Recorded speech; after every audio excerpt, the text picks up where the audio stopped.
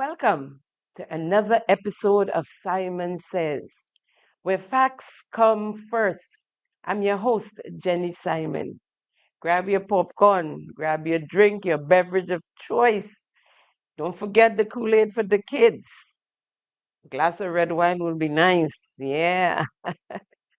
Call your neighbor, call your friends, call your granny, your grandpa, your mama, your brothers, your sisters, your nieces, your nephews, your aunties, and your nenen. Let them know that Simon Says is on. Carry a notepad and your pencil, your tablet, your pills, your heart pills, and your pills for headache. If you just might need it, some of the things could give us headache, right? Yeah. Gather your stuff together, buckle your seatbelts. We'll be right back. Thank you for tuning in to Simon Says. To ensure that you never miss an episode, click subscribe and make sure to turn on the notifications by clicking on the notification bell icon. See you at the next episode. Welcome back. Welcome back. I must mention to you, of course, that today we have a special guest. We bring him back, Mr. Tafawa Pay. So that is going to be interesting as well. I want to give you an update first on before we get into the meat of the matter on a school update. I first want to remind you of a clip, a fib told to us by the Minister of Education himself, Mr. David Andrew. The hard copies remain and are being circulated in the system as per usual. So that doesn't stop freely. But we're saying for the Form 1s and 2s, we are providing a laptop at a cost sharing arrangement. And let me stick here. So we are going to have an arrangement where the government will pay most of the cost of that laptop. Okay. So either 60 or 70% of it. And the parent will have to pay 30 or 40%. As a phased approach, actually. Yes. Okay. Yeah. So you can pay it off one-off, or you can pay over a couple of years or a couple of installments, as you might be able to do. Now, the critical reason behind that is to ensure that a bit of ownership goes in. Okay. People value things more. They attach more pride to it when they pay something for it. And we've learned those lessons. And so while we want to give it and make sure it's not prohibitive for them, we want to make sure something is spent. And from our calculations, the 40% or the 30% wouldn't be more than $500 or so. I don't see it going past $600 or $700 at highest. Yeah. If we go to the upper end, the 40%. Okay. And that could be paid off over a period of installment. So, nice. So you remember that, right? And remember, I said, just give the kids the computer. They're playing, they ain't listening, but they're listening. Because you taking away $1. The parents paying $1 a day. You say they don't need to pay that. They can get food free. And up to now, all they're getting is rice and true chicken. Well, some days nothing at all. We know that. And then they're asking parents to pay between $500 and $700 towards a computer. Right? Remember that? Okay. Well, they're listening. They're listening. And so now, the computers have landed. The computers have landed after 2 months, and the kids are almost ready to go on vacation for the first term. And the computers have landed. They're here. They cut ribbons. They turn sword. All of that, all of the above for the computers. And so, but it's still not in the schools because they have to be outfitted. Right.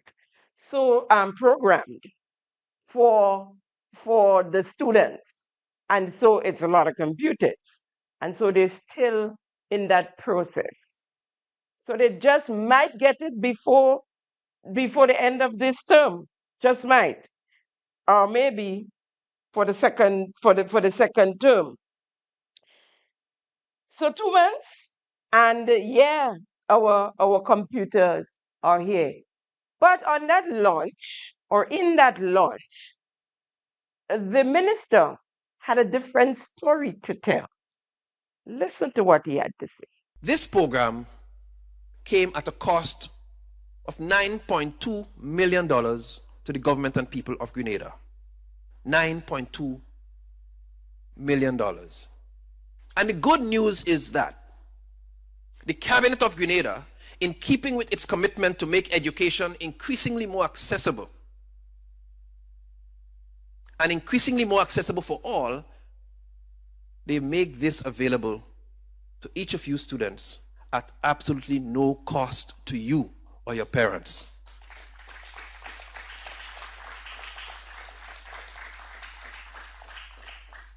See, the cabinet has overarching powers, I'll tell you. So while I may have shared some other ideas prior, the cabinet, in its deliberate wisdom and judgment, in keeping with our mandate to make education more accessible so that everybody could get it, understanding the importance of education to transform our country, the cabinet decided to so do. So, no longer the need to attach pride to it, no longer the need to attach value to it. And this guy want us to believe that it was all him. It was just his decision to share cost for the computers. And that now that it got to the ears of the cabinet, they've decided it was that same cabinet originally who agreed for the shared cost. We're not stupid. Why you think you could come and try to pull wool over our eyes? We're not stupid. It is the cabinet. It was a cabinet decision that they should share cost for the computers. And the ministers of government and you, Minister David Andrew, is standing there trying to make us believe that it was your doing. Stop the lies already. Oh my God. Nothing wrong with you having to renege on an agreement or a statement made, a commitment, a promise, whatever it is. Nothing wrong with it. You see, all of this shows lack of proper planning. Now, if you sat down and figured out this thing properly and strategized, you would have known, and I'm speaking when I say you, your cabinet, the cabinet of Grenada, you all would have known that much parents wasn't going to pay for this computer, This $500 or $700 you're asking them to pay for. They wasn't going to pay it. Right?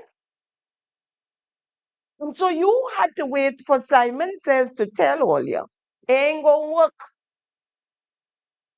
And you cannot ask parents in these hard Google days, as they would say, to come up with $500 to $700 to pay shared costs with the government of Grenada for computers for the kids. That you say you're not using hard copies anymore. It's computer with ebooks, right? And you asking them to share the cost of the computer. Just say you're reneging on it. When you sit down and think about it, uh, you know, and move on. But all this drama about the cabinet say and you say and who say, which are all lies. You all lies. It's called proper planning and less whooping. Because all you guys do is whoop. I swear is Obia. Somebody had to do all you. Because I don't understand. You can't get nothing right one go. To flow smooth, something good have to turn out to be a big boo-boo, right? Still on school update. With 8 days left in the allotted time for the pilot school bus program, the Transport Commission only recently, sometime last week, just installed the apparatus with the schedule for the buses. If you look on your screen, you'll see it set up nicely, nice and new on the walls of a particular school. And one bus, I don't know why they need a schedule, because it's not like it's more than one bus, and bus number 49 leaving 12 o'clock and bus number 32 leaving 1 o'clock. It's one bus going back and forth. One. There's no apps, all the apps and apps we were told about, that gone through because the parents gave back the cards, the swiping cards, they can't use it. It's just not working out for them. They said at the beginning of this term they had 2 months left in the pilot project, which is September and October. 1 week left in October, and they just putting up their apparatus.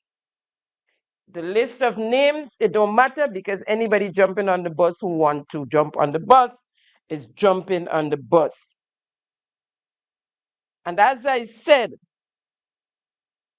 the bus,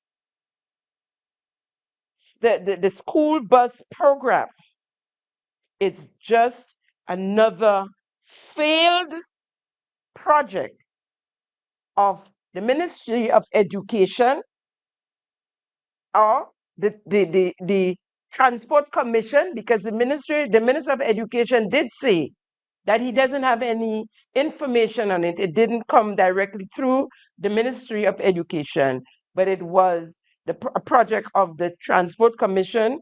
The line minister, of course, is the Prime Minister, who's never here. He doesn't know what's going on. He just visits Grenada periodically.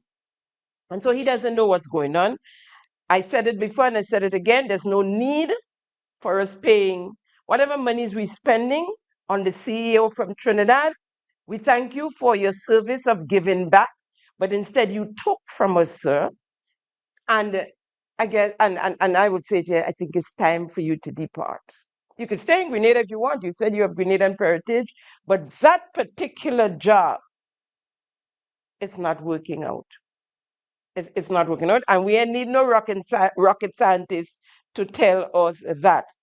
So if you look on your screen, you'd see the photos of the apparatus neatly and nicely, just put up, brand new. And just by the way, the kids are tired of the rice and the stewed chicken. They are tired, and they're making songs with it now. They're making parang songs with this rice and stewed chicken now.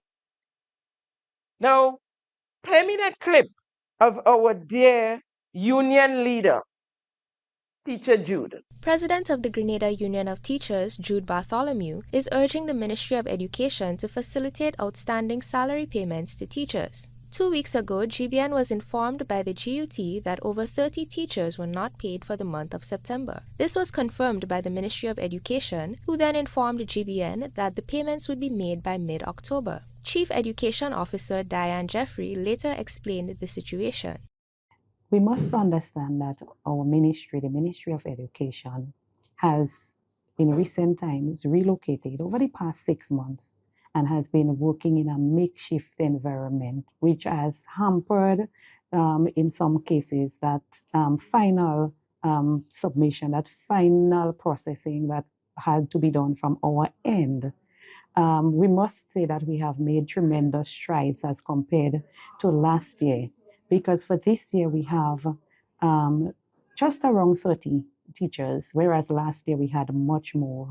However, in a press conference on Tuesday, the GUT president revealed that the outstanding salary payments have yet to be paid. In one instance, a teacher attached to the Westerhall Secondary School has not been paid since beginning the job in May. Bartholomew says that school principals submitted appraisals early to avoid processing delays for temporary teachers. He added that the Ministry of Education also has means of expediting such processes. The appraisal went in for these teachers since May or June, so that they give the Ministry of Education enough time to really deal with that situation. The Ministry of Education, they have what you call a blanket cover.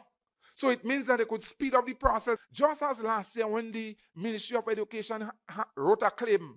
When they didn't go through the processes, as they say, they wrote claim when we started taking action and to the public, They wrote claims quick, and pay the teachers. So they can put in a claim. They can put in a claim for the teacher, each teacher, and pay them still while they're going through the process.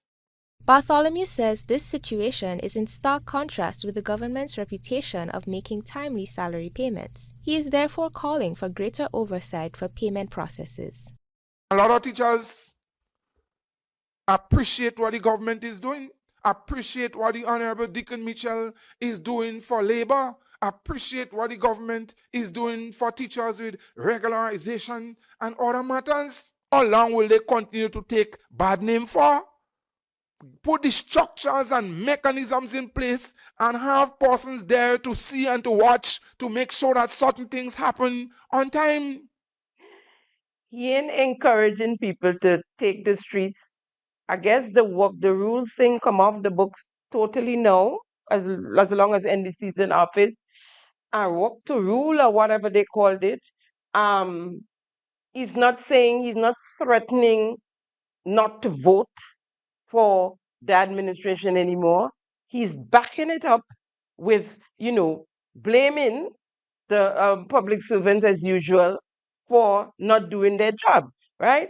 And this from an individual who's hardly at school and is supposed to be a teacher at the Crochu RC Schooler and is collecting salary for being a teacher at the Crochu RC School, right? But we'll talk about that in a different episode. Right now, I want to address the new CEO, the new Chief Education Officer, Mrs. Jeffrey. Ma'am, don't come and join in the Tim Tims and the lies. Don't come. Keep you new and you're fresh. Keep it new and fresh. Because the ministry moving has absolutely nothing to do with payment of salaries. Unless the whole thing is kept in a notebook and there is a flood and the notebook get destroyed. These things, they are computerized, no? Instant payroll, an automated process, right? The click of a button to pay workers is just the click of a button. What that have to do with the ministry movement? Come on, don't try to bamboozle us now. It had to be Obia that have only doing these things, Somebody do all you. Because why it is you just think you just come and lie and tell what it have to do with the Ministry of Education moving? Maybe you shouldn't put yourself up front. You just got there, right? You are all novice. Yes, you're a principal. Yes, you have a doctorate, or you was a principal. You came from the school. But that particular job of CEO, Chief Education Officer, for you is new, right?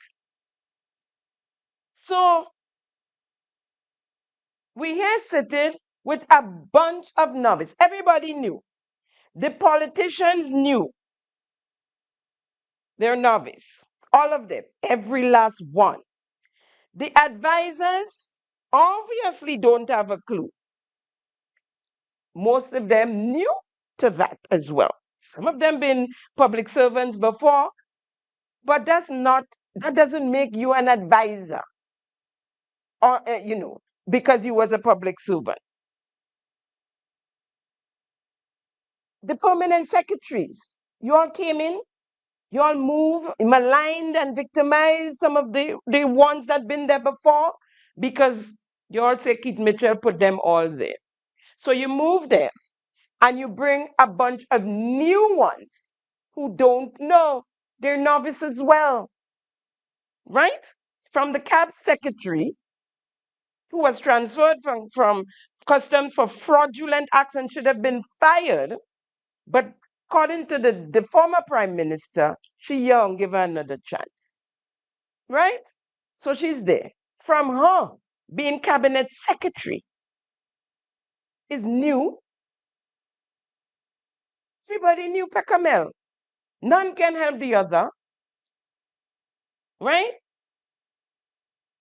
And that is why our ministries are failing, because nobody knows. And if nobody knows, are we surprised that we now have a failed government, a failed administration?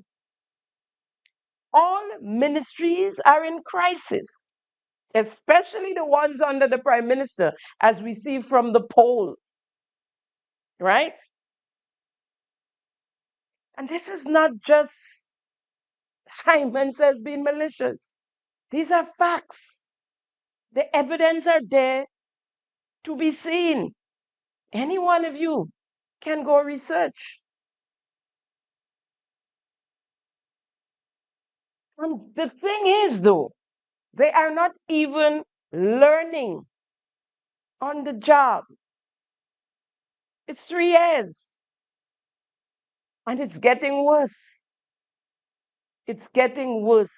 Public servants, even your own people, they can't seem to be able to bawl with their mouth shut anymore.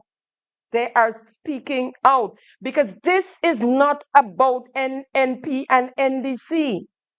This is about a country, a whole country. This is about lives and livelihoods. This is about a people. This is about our children and our grandchildren's future.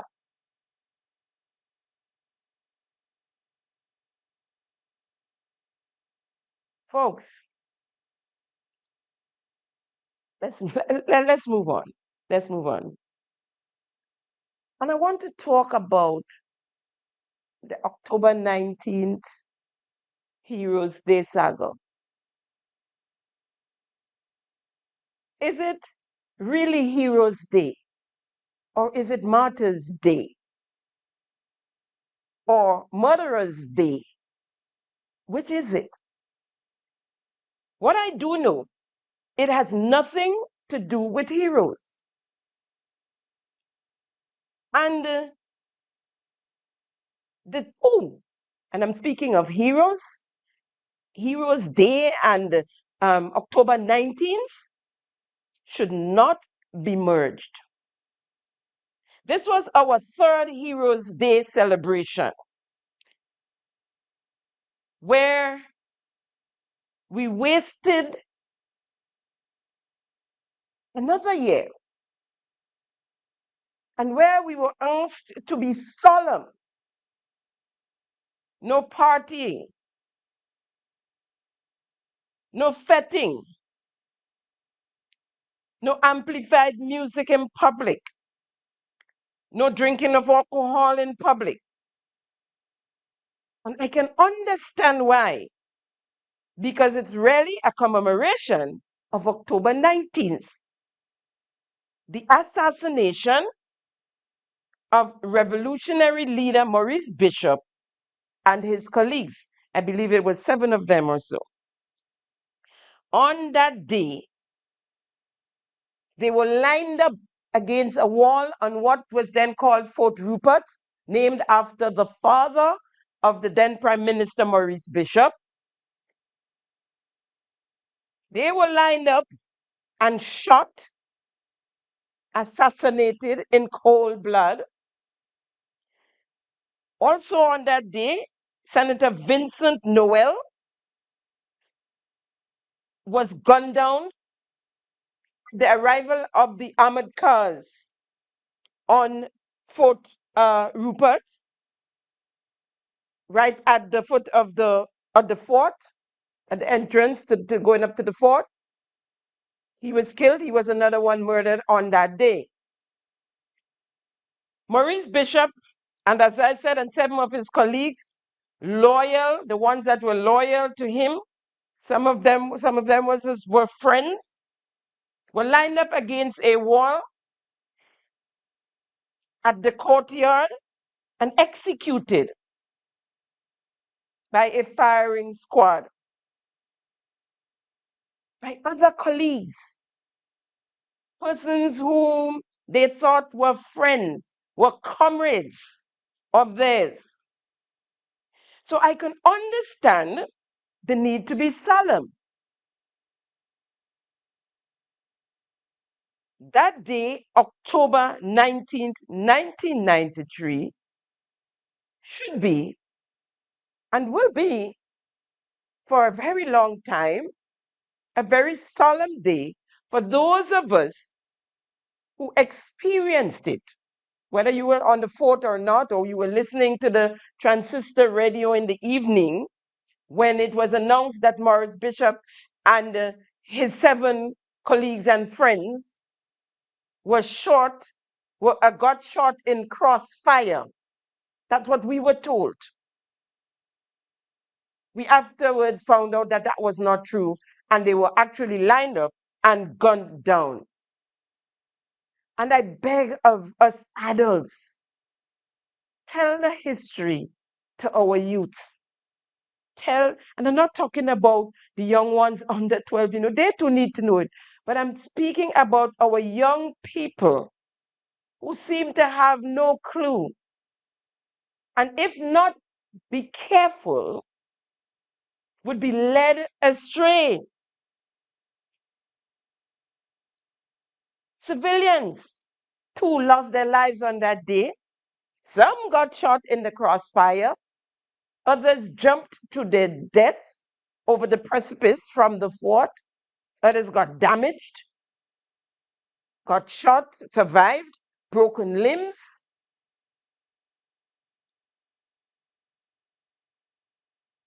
Now, a hero is a person admired for courage, a person of noble qualities or outstanding achievements, often by selflessly helping others, even in the face of danger. A celebration is a joyful occasion where people gather to mark a special event. It can be festive, enjoyable, parties, ceremonies, music, dancing, and special meals, and in a way to publicly show happiness and appreciation for something positive. Special event or activity. The purpose of a celebration is to commemorate and honor a special day, event, or person. A celebration. So, how is it we are celebrating Heroes Day solemnly? How is it we are celebrating Heroes Day on October 19th, one of the most solemn days in our history? It's like trying to mix oil and water, right? It can happen. Now, solemn means serious, dignified, and lacking honor, whether in a person's character or in an event. It can also describe something that is formal, ceremonial, or marketed by religious rites. For example, a solemn promise is a very serious one, while a solemn occasion could be a funeral or a formal ceremony. Now, here is the host of the Heroes Day celebration, which was held on October 20th instead of 19th because of the inclement weather on the 19th. Here is how she described the day, the Heroes Day celebration. A cordial afternoon to each of you. Good afternoon. I am honored to unofficially welcome you to National Heroes Day 2025 celebrations under the theme, Honoring Our Legacy, Inspiring Our Future. This is a solemn occasion, an afternoon of reflection, introspection, and acknowledgement of the tragic events of October 19th, 1983. It is also an opportunity for continued discourse and fervent action so that a life sacrifice will not be in vain.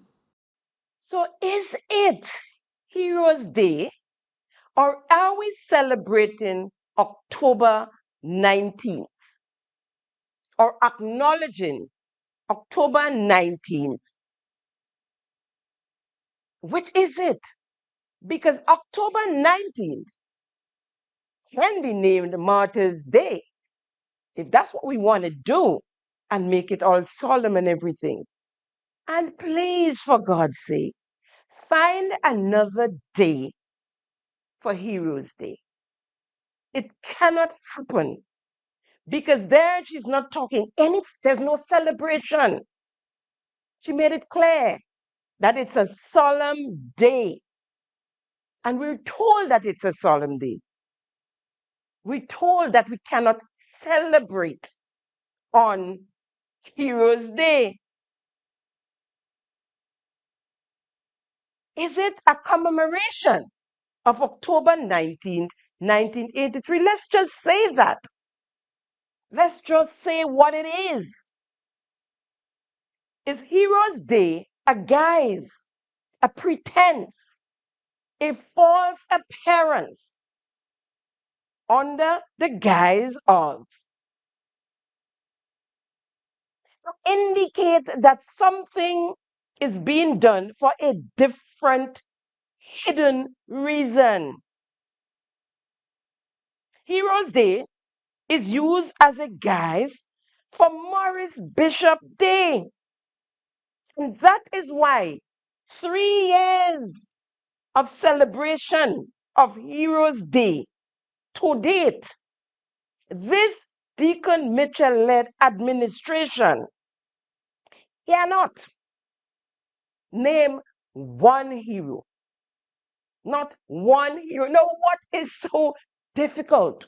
There's supposed to be a committee, I'm assuming, of smart people, people who know history. You're supposed to go into the communities, or people supposed to submit names and all of that. What is keeping us back from naming a hero, at least one hero? Now they're making wrong and trying to come up with. I hear the member from the South talking in his welcoming address, talking about Kirani James and the cricketer, from River Road there, Junior Murray, and I'm kind of rigmarole making wrong. But they ain't naming them because that's not the idea. And the name they want to do, but just name him. You're in charge. You're a lawyer. You're a big boy. Just name him. Just say Morris Bishop is the first one who nobody could beat you up. They won't beat you up. Few people gonna cuss, they're custom cussing, you're custom ignoring. Right? Just go ahead, because I was about to see this Deacon Mitchell led administration is so deceptive time and time again. And I wanted to add specifically the cabinet. But these guys are a bunch of spineless, toothless characters with no thingy. You know the little round thingies? It's missing from their socks. You know,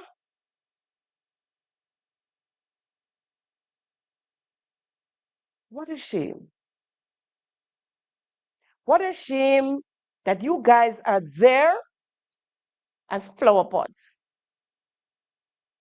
without flowers in it, just empty flower pots. And the Prime Minister, Deacon Mitchell, and his nation builders and friends are the ones who are making decisions.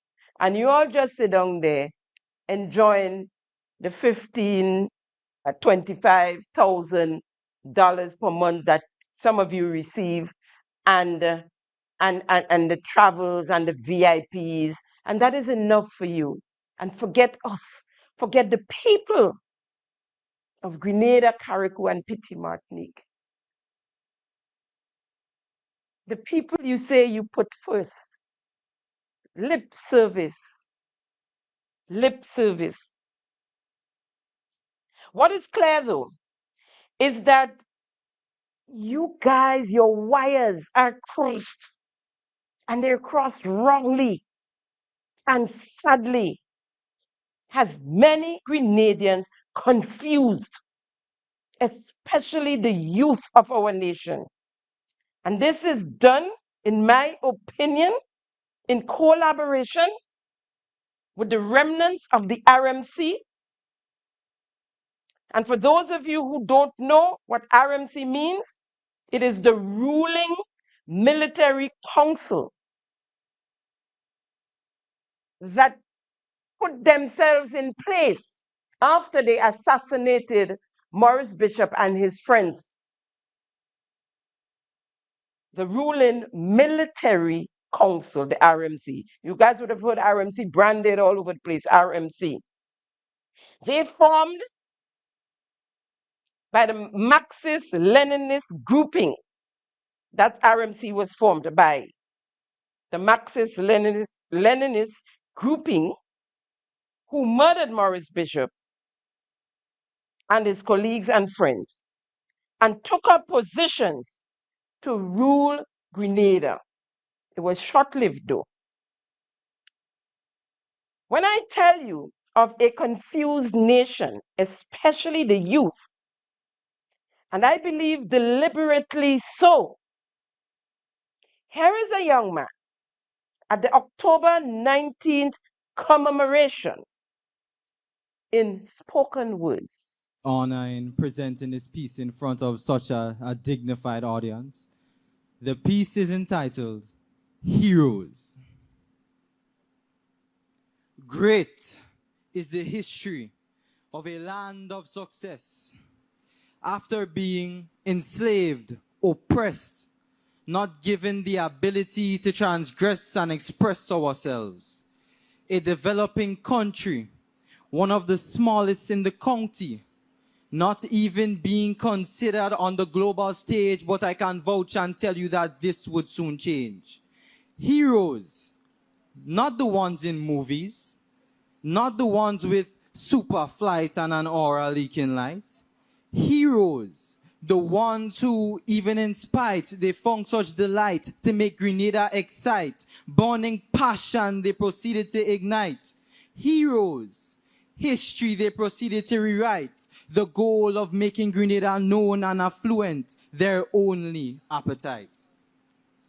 As a people, we have not known freedom in the past, but I can rest and assure you that those times have concluded oh so fast. Sir Eric Matthew Gary, the father of independence, a man fed up of constant dominance. Freedom he wanted to guarantee.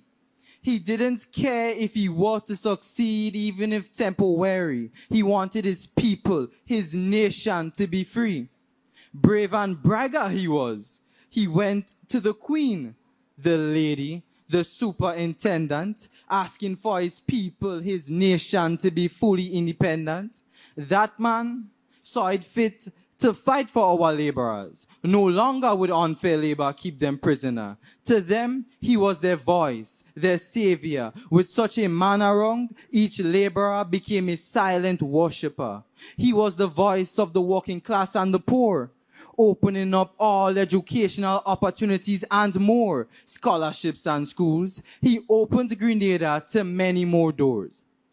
Now look, the message he has boldly transmit. As a people, we have come to accept this freedom and exhibit and use to our benefit. Freedom and pride we seek to inhibit. We use this rich legacy for our own moral benefit.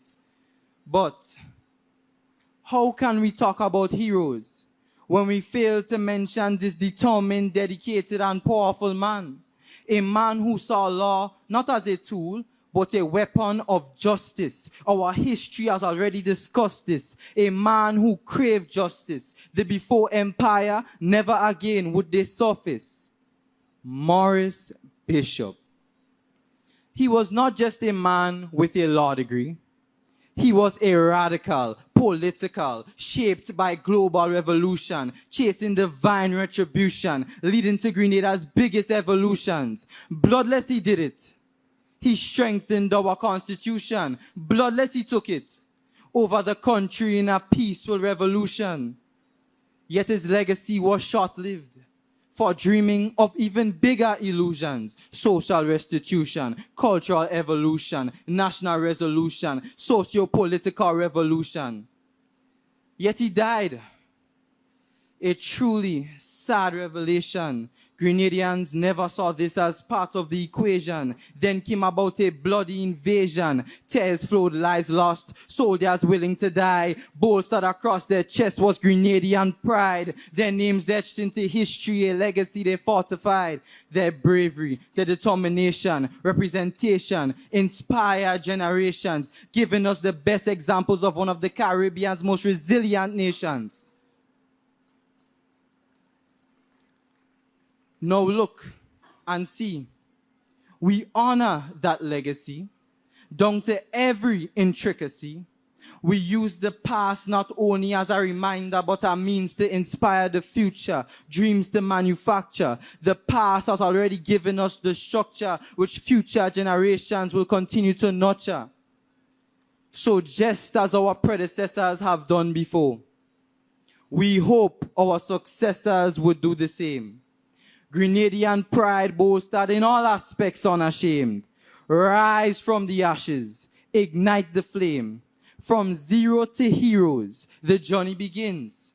Through cold and hardship, like sub-zero winds. Rise above doubt. Be your own superhero. For this is not my story.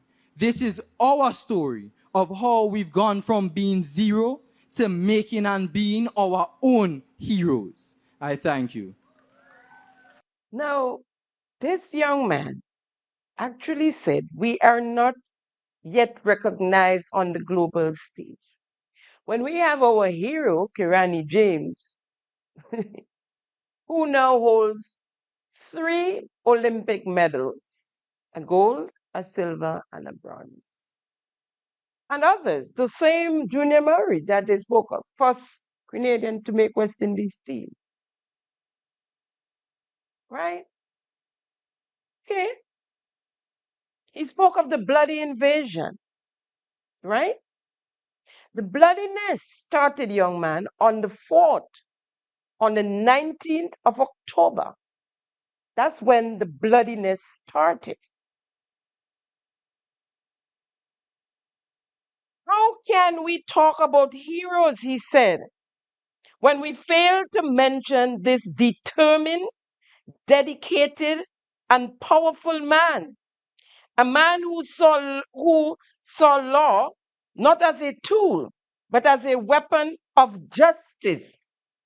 Our history has already discussed this. A man who craved justice, the before empire. Never again will they surface. Maurice Bishop is the man he's speaking of.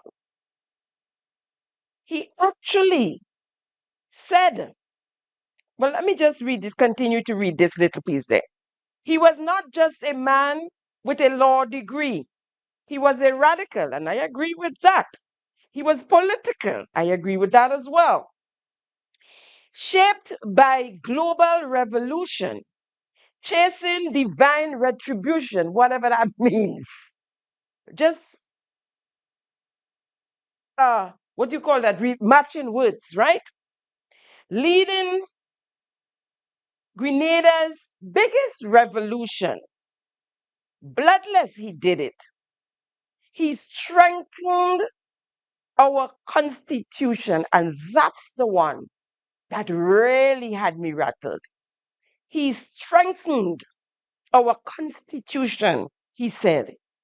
Young man, Maurice Bishop and his revolutionaries suspended our constitution. In the coming of the revolution, we had no constitution. They removed the constitution. Bloodless, he took over the country in a special revolution. Now, in my mind, that spoken word should be removed from the day's recording, edited out. It is misleading and all wrong.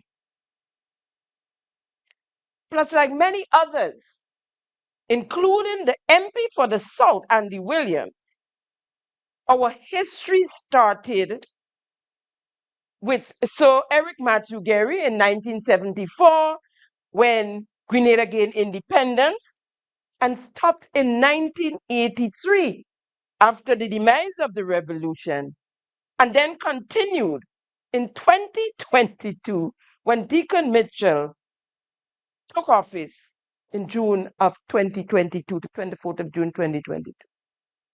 We have a missing period, 23 years, with both NNP and NDC in office.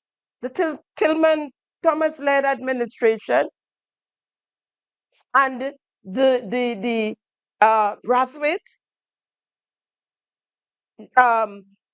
George Brizan, the back and forth, all the little ones that get a little few days and thing in there. All of those, Herbert Blaze, cut off, all of that part of our history, eradicated by this administration. And they've done it time and time again. They don't even talk about that period and the leadership of that period. We have a gentleman who gave 40 years of his life serving the people of Grenada. And we hear his name in no formal setting. Whenever this administration has a national event, not an NDC event, national events like our independence celebration, like you did this so-called Heroes Day celebration. We start with Sir Eric Gary and independence. We take it to the Maurice Bishop and the revolution, even to the demise of the revolution. And it ends there. And then we continue from 2022, when Deacon Mitchell walked on water and came forth to Grenada. Dr. Mitchell, and some of you may not like him. Everybody don't have to like him. But he was a politician and a parliamentarian at that for 40 years. Had 3 clean sweep, made history, which means the people liked him enough for that to happen. 3 times. History. Meanwhile, the NDC only did one term here, there, and wherever. Right? But you decide you're going to wipe out that period. You're going to eradicate that period.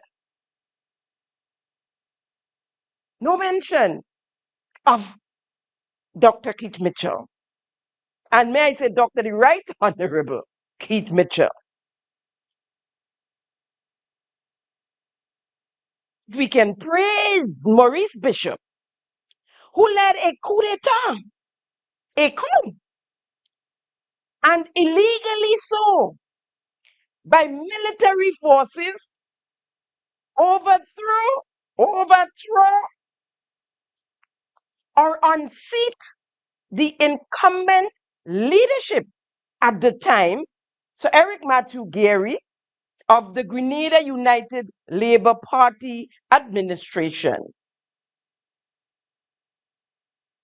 Was this young man, the spoke of his spoken word, vetted? Did anybody ask to see what he was saying or what he was going to say? How do you put someone in a national event not knowing what they're about to say? Because what we see here, the young man is confused. He has wrong information. Maurice Bishop did not strengthen our constitution.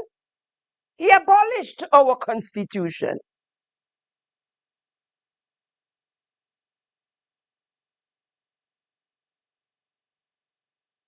So how this happen?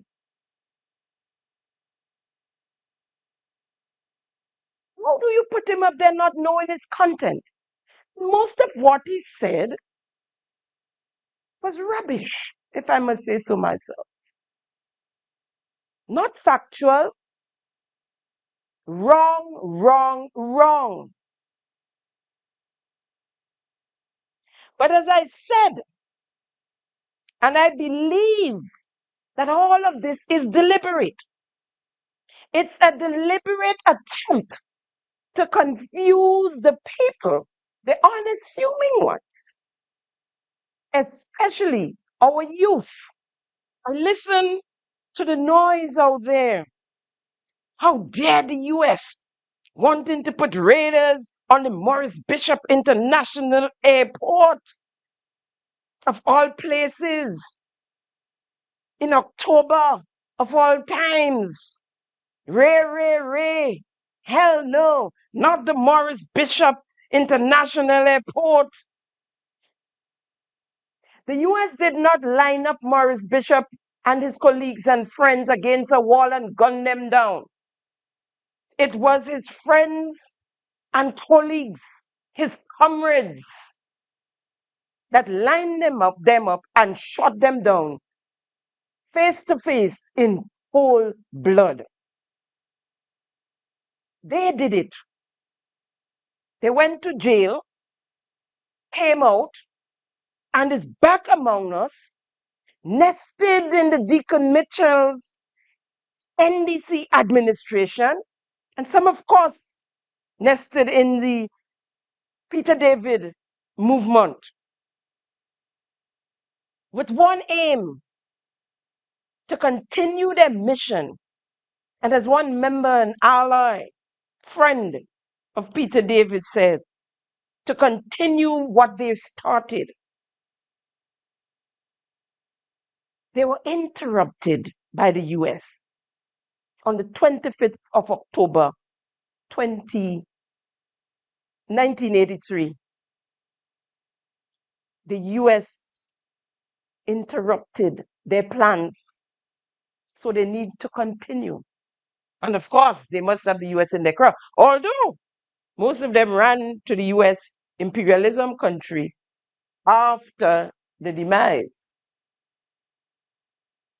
And I say today, I would not have said it then, I was a child, but I say today, thank God for the intervention, invasion, whatever you might term it, because different people see it differently. However you want to describe it. But the coming of the Americans on the 25th of October, 1983, 6 days later, with the mastermind quiet as a lamb throughout the entire time, from the day Morris Bishop was held, well, even before that, when we started to hear the rumors of what was taking place, the joint leadership rumors, and Morris Bishop being held on the house arrest and all of that. Quiet as a mouse. Remind me of somebody now that I, huh? Bernard Code and Maurice Bishop, they wanted, he wanted joint leadership. He and the so-called RMC, after they became RMC, before, I think there's something, the CC or there's something so. I don't quite remember that. Now, Maurice Bishop resisted that joint leadership thing because he knew them and he knew what it was about. And he was about to change course. And on the 13th of October, after returning to Grenada on a trip from Washington, I know my brother was one of his securities and he was on the trip with it. Maurice was asked by Fidel Castro when he got to Barbados to take a Cubana. There was an air Cubana there waiting to take him to Cuba to come and rest it out and let's talk. He refused. He said he's coming home to the people, which he did, right?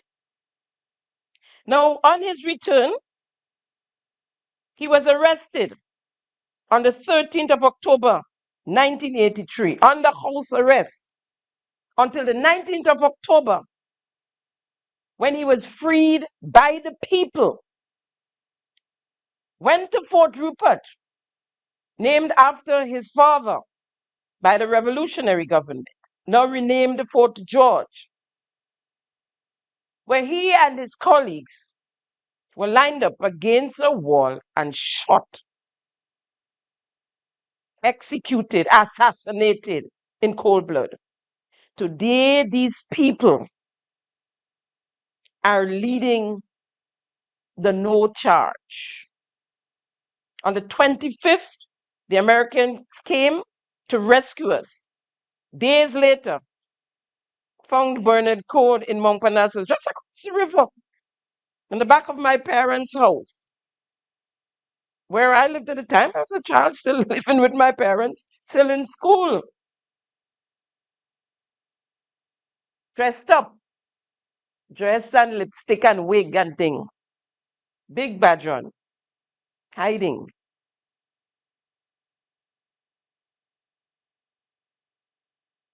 The same ones that killed Maurice Bishop and his colleagues and friends, members of the People's Revolutionary Army, his army, Maurice Bishop's army, today are the ones speaking the loudest. And together with Deacon Mitchell, pretending that they loved Maurice Bishop and the revolution, and pretending to protest and to protect our sovereignty, and all about the Maurice Bishop International Airport and this history. Huh? I don't know what the agreement was or put forward to this administration, because we don't know. What we know is that the prime minister keep kicking the can down the road. And I don't know whether or not it should be yes or no. But what I do know, that I am not joining an RMC bandwagon. Period. I'm not going to do it. That's what I know. Our lives was in danger. I went to school that day on the 19th of October. But because I was warned by my brother, who was on the inside, we were warned, and he said, do not take part in any rally, any meeting, anything. I went home from school. Under normal circumstances, I would have been on the fort. My dad didn't listen. He was on the fort and was almost killed. He hid under a truck, was pointed in his face. A rifle was pointed in his face. And he jumped over the cliff to save his life. So because I was warned, I took heed and went home. Our lives were all in danger the day the People's Revolutionary Army turned guns on their colleagues and the people of Grenada. Folks, all this while we await an answer from Deacon Mitchell, who updated us in this week's episode of DM the PM on Tuesday, the 21st October, that this request came since August of 2025. Now, and Mr. PM, in terms of the whole idea of you spoke a little while ago about the doing the during the why am I sounding like I'm tying myself up? Okay. You mentioned in terms of on Friday, you would give a briefing to the public on the situation regarding, and I'm sure that that is what's making the rounds practically everywhere, every talk show, every social media platform. That is the conversation regarding, the U.S. request. And you did say you would make a formal announcement on, would it also include what the response would be? No, it's ready to provide an update. Nothing much has changed since the Ministry of Foreign Affairs indicated that we were considering the request. We are still doing so. It is a technical matter that requires a lot of technical people to provide us with guidance on what it is we've been asked to accommodate. And so it's important. The public became aware of this through media reports, and we responded. But this request was made since August. We're in October. So if we were in a position to make a decision, August, September, October, and if we wanted to rush to do so, we could have done so. So the fact is, and that's why I think it's important for people to appreciate, whether it's the United States or any other regional country, there are always requests for us to cooperate on any number of areas, particularly when it comes to things like security. So, for example, and I'll give an example between Grenada and Trinidad. There are always instances where we will ask the Trinidadian authorities to cooperate with us in deporting people or providing intelligence on people. There are times when the Trinidadian government will ask us. We will have to consider those requests and say yea or nay, depending on the nature of the request. So when it comes to policing and security matters, there are always, whether it's Coast Guard, whether it's the police, whether it's the civil aviation authorities, whether it's the Ministry of National Security, there are always ongoing requests that we consider. I'll give examples. We've had requests where in the past, the French, for example, will ask us for permission to be able to board a vessel carrying a Grenadian flag somewhere up in the Northern Antilles. Because it's carrying a Grenadian flag, it means its jurisdiction is Grenada. If we say no, they're not able to do so. If we say yes, they're able to do so. It could be for drug interdiction, it could be for human trafficking, it could be for any number of reasons. In this case, the request that is provided has a certain context. It is a request from the U.S. Southern Command from a military perspective. Grenada has no military. So it is not something just right off the bat that we are familiar with.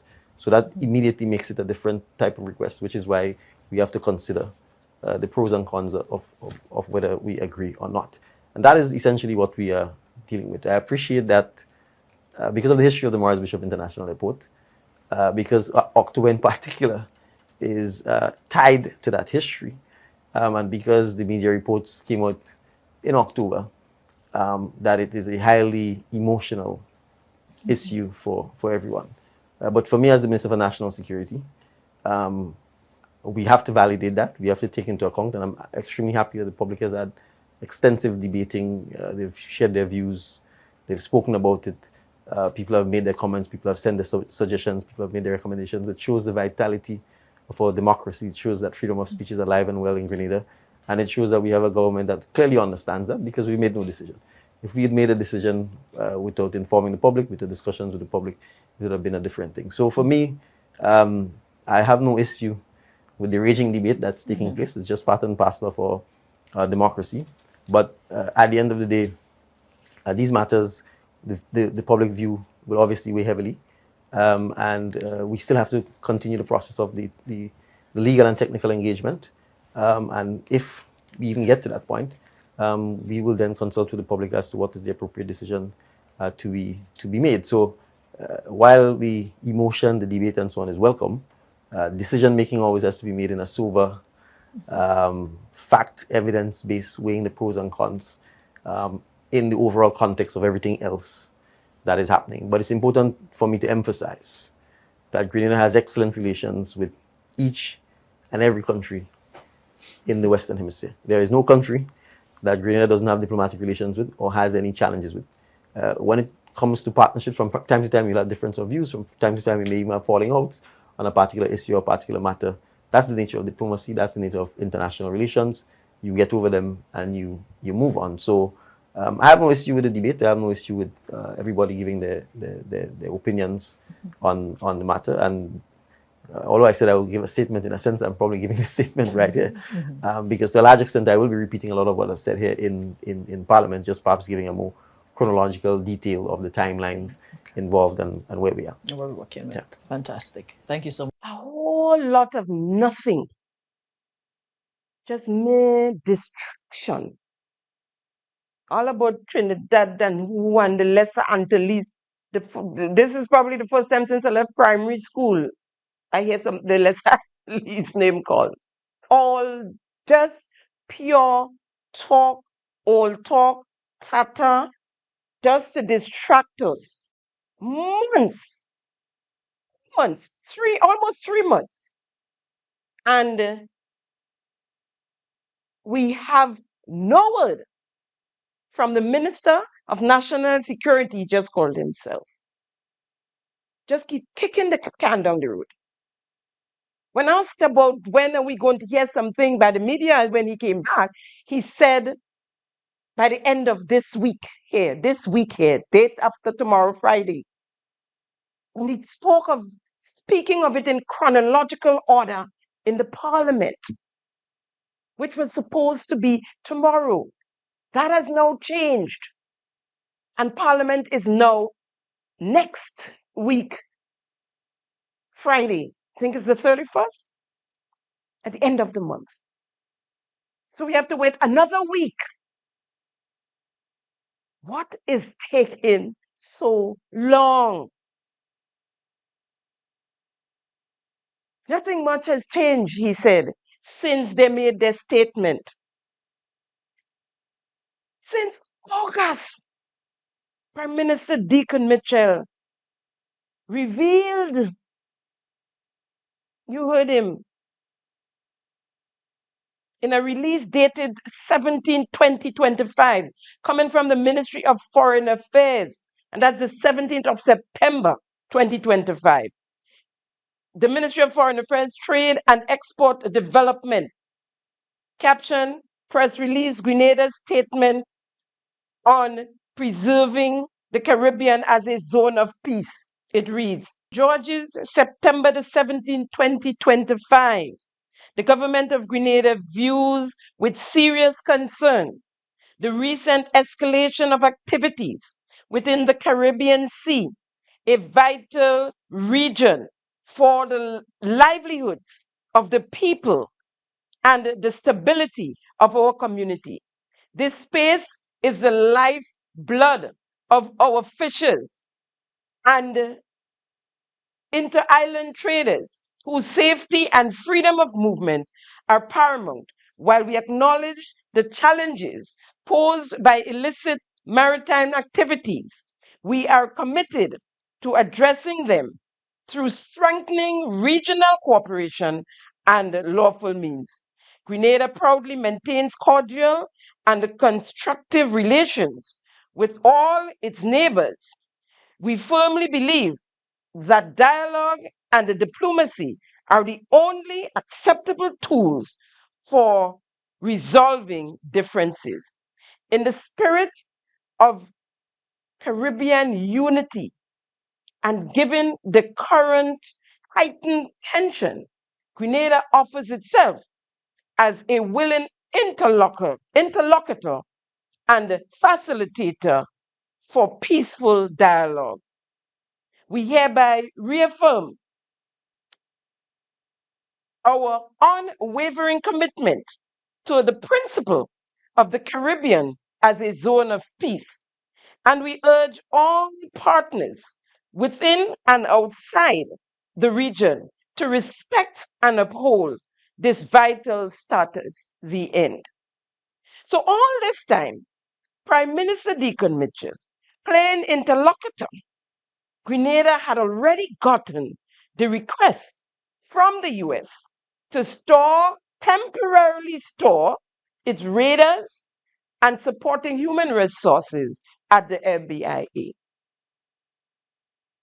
Around the same time in a news item report on WPGM Carib Update News, we were told that Prime Minister Deacon Mitchell offered himself as an interlocutor between the US and Venezuela. On the 6th of October, 2025, in a release from the office of the Prime Minister, we were told that the Prime Minister, Deacon Mitchell, will leave Ireland to participate in the third EU Caribbean Global Gateway Conference on Sagazzo. Now, he knew of the request, but he had to go. You know, I didn't believe in Obia, but this had to be Obia, right? So he left. We were also told that following the conference, Prime Minister Mitchell will travel to Ghana for an official visit to return to Grenada on the 18th of October 2025. No mention of Taraba, Nigeria, nor an entourage. But from photos, while in Africa, we saw Special Envoy Ambassador and advisor to the Prime Minister and the government of Grenada on investment and development, aka selling passports, Miss Andrea Saint Bernard.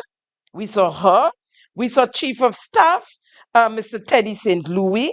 We saw Executive Secretary and the Director on the CBI board, Ms. Kira Lessie. We saw cameraman Dwayne Thomas. Of course, the Prime Minister's security detail. There was mention of Prime Minister's learned colleague and friend and member of the GDB Board of Directors, Mr. Trevor St. Bernard, who supposedly joined the entourage, and of course, Minister of Foreign Affairs, Joseph Andel, who too joined later. Also, there was Ambassador, Richard Nixon. The question is, how much did this trip cost the people of Grenada? There is Prime Minister Deacon Mitchell, whining and dining with his friends, his colleagues, his African friends and colleagues. Who's paying for that? Let's take a look.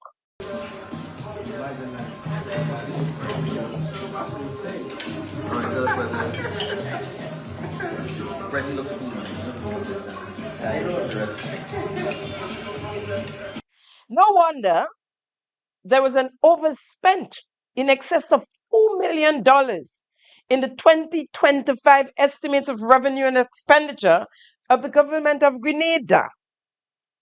On the actual provisions for 2024, 2 million plus overspent in travel and entertainment by the Prime Minister. Lest we forget the trip to Taraba, Nigeria as well. It wasn't only Ghana. Then on the 9th of October 2025, in a release from the Ministry of Foreign Affairs, Trade and Export Development, it was clarified the U.S. request for temporary radar equipment at MBIA was received from the government of the United States of America. The release went on to say that the Ministries of National Security, Legal Affairs, and Foreign Affairs are carefully assessing and reviewing the request in technical consultations in coordination with the Grenada Airports Authority and the relevant agencies. It continued, and I quote, "At this stage, the government of Grenada is carefully reviewing the request in accordance with the established national procedures.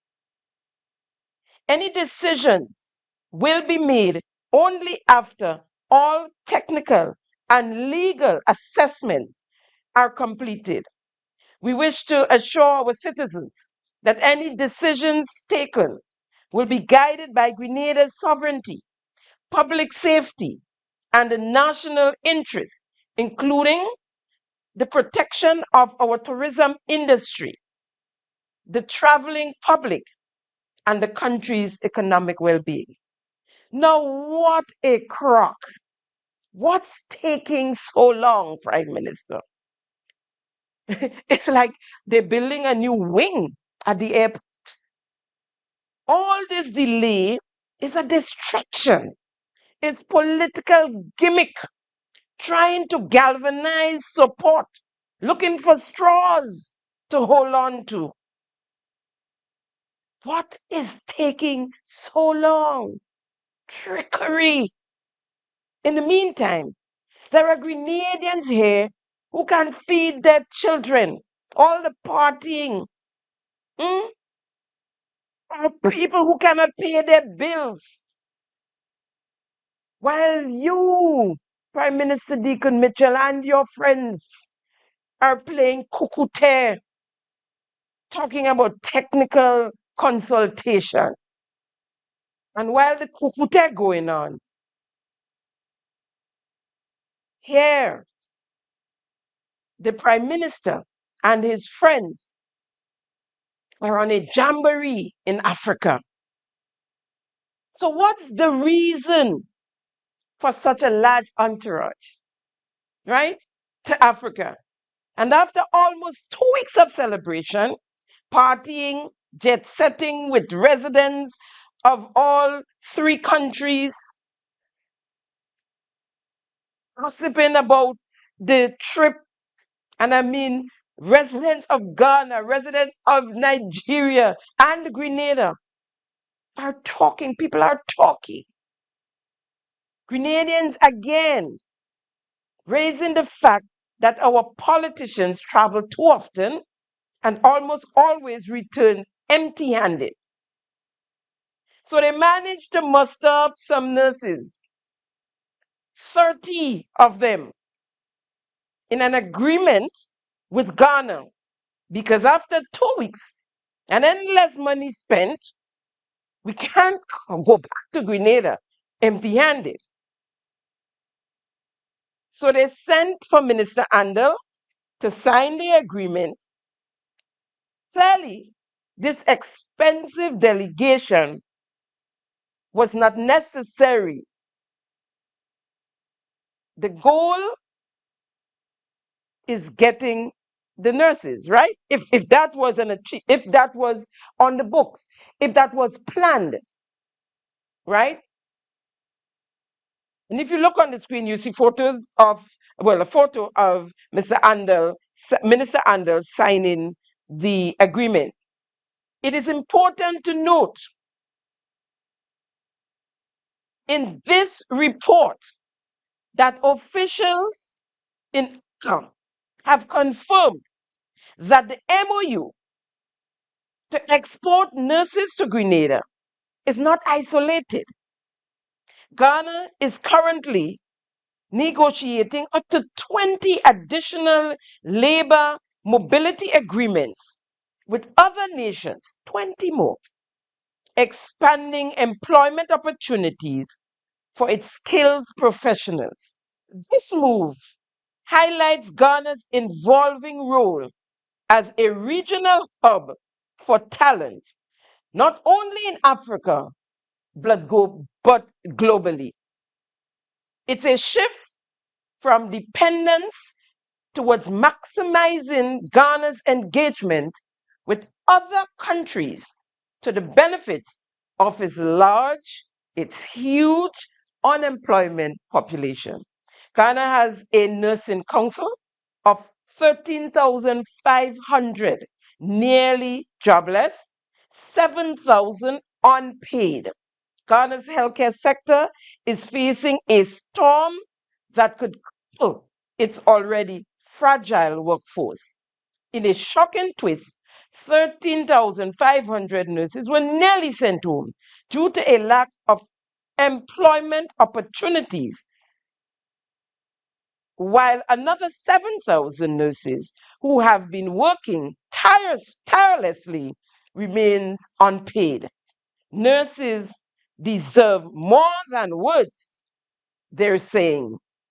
They deserve jobs and their pay and respect.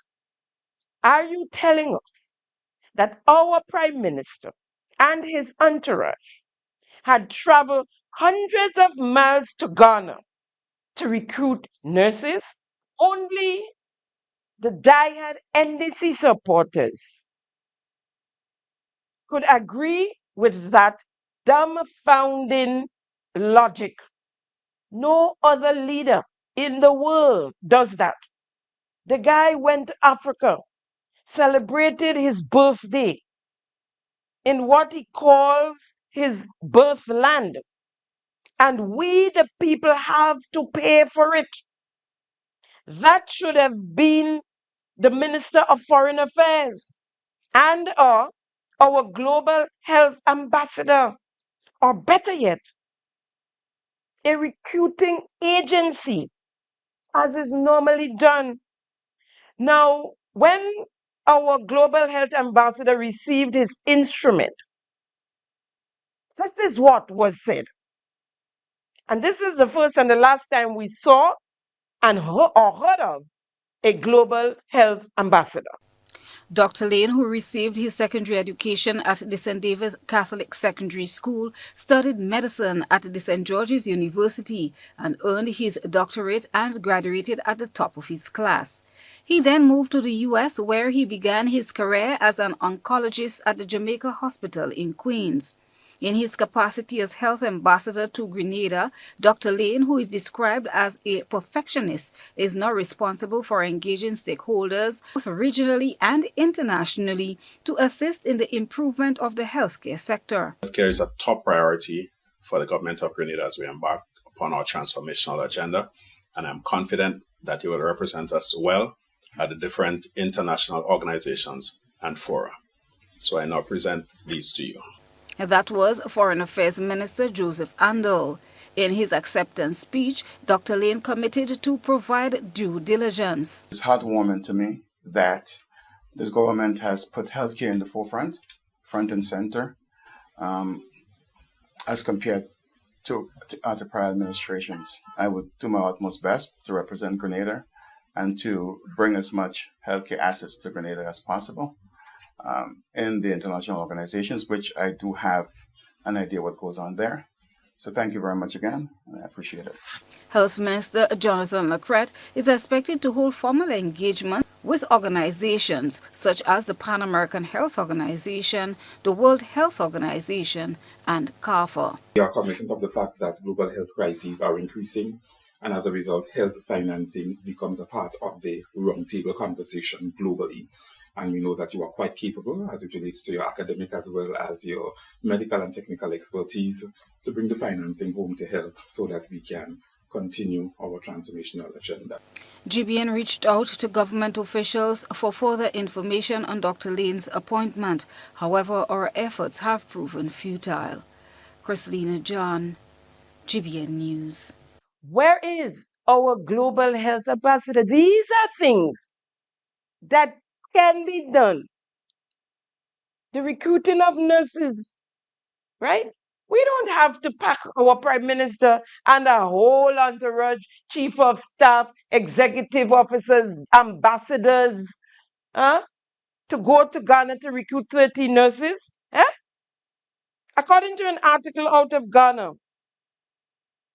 more important than simple adjust, and this is a snippet.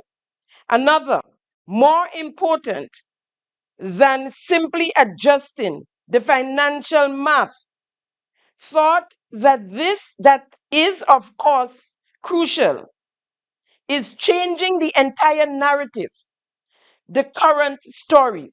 Ghana does not invest adequately in its nurses and midwives. These essential health workers feel unseen, struggle to find jobs, or end up in positions where a lack of pay, equipment, training, and staff make success and satisfaction unreachable. They burn out or they head out. Ghana does not recognize how their plight and their flight has held the nation back. Ghanaian nurses are not asking for much, only fair wages and a safe environment, often simply meaning personal protective equipment. So, in other words, we are paying and helping out Ghana with the unemployment situation. So, when the Prime Minister said he went to help his African brothers, and I asked the question last episode, with what? Now we know. Now we know he's releasing them of their burden of nurses. Help them out with their unemployment situation. He's bright. He's a lawyer. He's the only one with sense on island. He can walk on water. Smiling and spring nonsense, insulting our intelligence. They continue to take us for fools. The question remains, who is paying these 30 nurses and where are we putting them? To room and board? To pay for their food? Where are we getting the monies? To pay for meals, for transportation, for the utilities. Which hospital is Project Polaris up and running? Which clinics are we putting them to work? Where there are no resources, no medication, no materials. The equipments are broken. We bring them to sit and twiddle their thumbs and being paid by the government and people of Grenada? Who paying their bills and their salaries? We can't afford that. The workers at the Richmond Hill home for the aged are bawling out for attention. Staff have gotten to the point and coming very close to downing tools and staying at home before going to work under the conditions they complain of. The Richmond Hill Home of the Aged is under the Ministry of Mental Health. Permanent Secretary Naomi Jeremiah. Administrator is Father Edward Mark. In a voice note from one of the workers crying out for help, she spoke of the administrator not addressing the issues of the home. At the time of the voice note on October 13th, there was no water at the home for days. Before that, all the tanks they claim, all the tanks were all empty. No water to wash hands, to bathe the residents, to keep the facilities clean. There are leaking toilets that are draining daily, whatever little water is stored. That has been like that for some time now, unattended to. The entire plumbing at the home needs attention. The resident plumber has upgraded himself, getting involved and according to staff in things that do not concern him, making decisions he's not qualified for. All the washing machines and most dryers at the home are non-functional. Residents' clothing cannot be cleaned. The service of a private laundry had to be used. And as one worker said, can you imagine feeding residents 3 meals a day with no water? The union was briefed on the matter, on the water situation, and the staff is threatening to down tools. No furniture for staff, no chairs to sit on. Nurses sit on empty beds when they're available. No lunchroom for staff, no medication for residents. If at all the medication is expired, no rooms or secured cupboards for storage, materials and resources. Ordered for the home are denied. Resources such as personal care products, clothing, shoes, slippers, residents make requests of are denied. And thank God for donation from the public.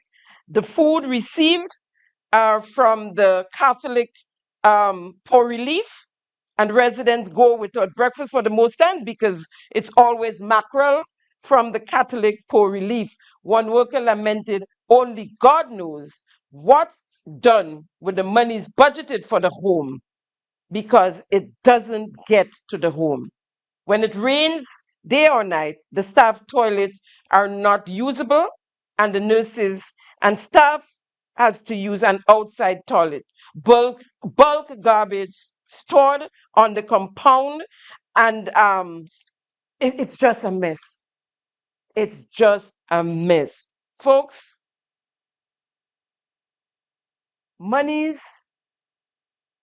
projects are stalled here in Grenada for lack of funds. But we went to Ghana to party, and we thought we'll bring back 30 nurses with us that we are not ready for. 30 nurses.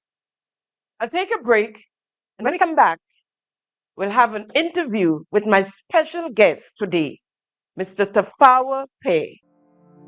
Thank you for tuning in to Simon Says. To ensure that you never miss an episode, click subscribe and make sure to turn on the notifications by clicking on the notification bell icon.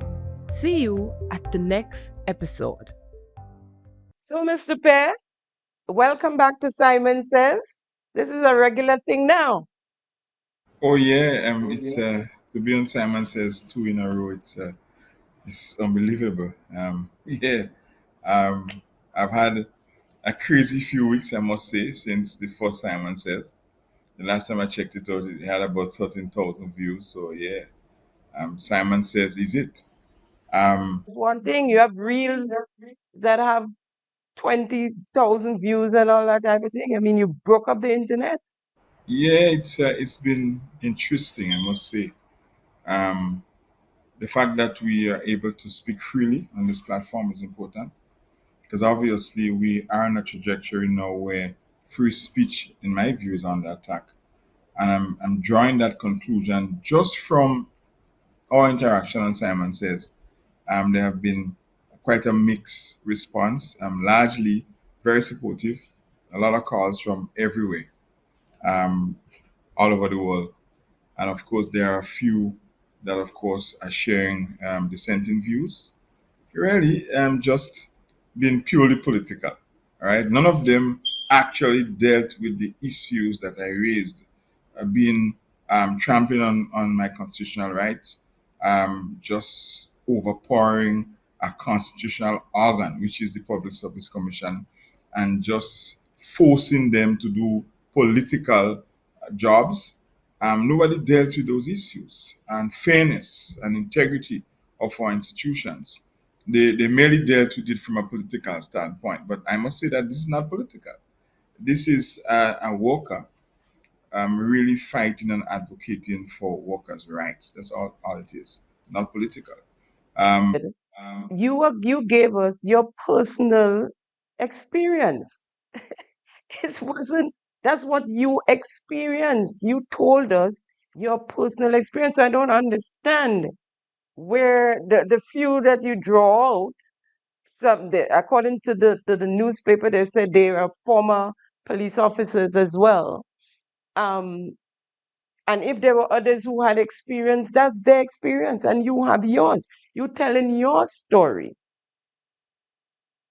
I told my story, and I'm not afraid. I wasn't afraid to call names, and still not afraid, because what I treat with when I speak is truth, fairness, and respect. Um, and I called people out. Nobody officially responded from the government or otherwise, but there were responses, and the more pieces of the government, of course, that has spread across social media, had their bit, whether it's insults or threats or warnings or otherwise. There's some people who did lives just for me and so on. But I must say here on this program that no amount of threat, warning, insults, or anything else would stop me from continuing to speak about the injustices. So it's a total waste of time. I prefer really to get down in the issues. If I can get someone could have a conversation on the constitutional issues, the legal issues, the ethical issues, then yeah, we'll have that conversation. Otherwise, I keep my head straight ahead, my eyes straight ahead, and I'll continue to speak on this undaunted. Excellent. So let's continue and let's not waste time on them. Um, Before we get into the meat of the matter, I want to say to you, I saw what I believe to be an achievement list circling around of the government or of the NDC administration. At the very top of that list, number one, I think it was a list of 25 items. At the very top of that list, it said something about, let me just pull it up right here, about trained police officers. Right. Over 100 new police officers trained and deployed at the very top of the list. It says major projects done by the Honorable Deacon Mitchell and NDC administration since they took office in June 2022. And the very first item on there is over 100 new police officers trained and deployed.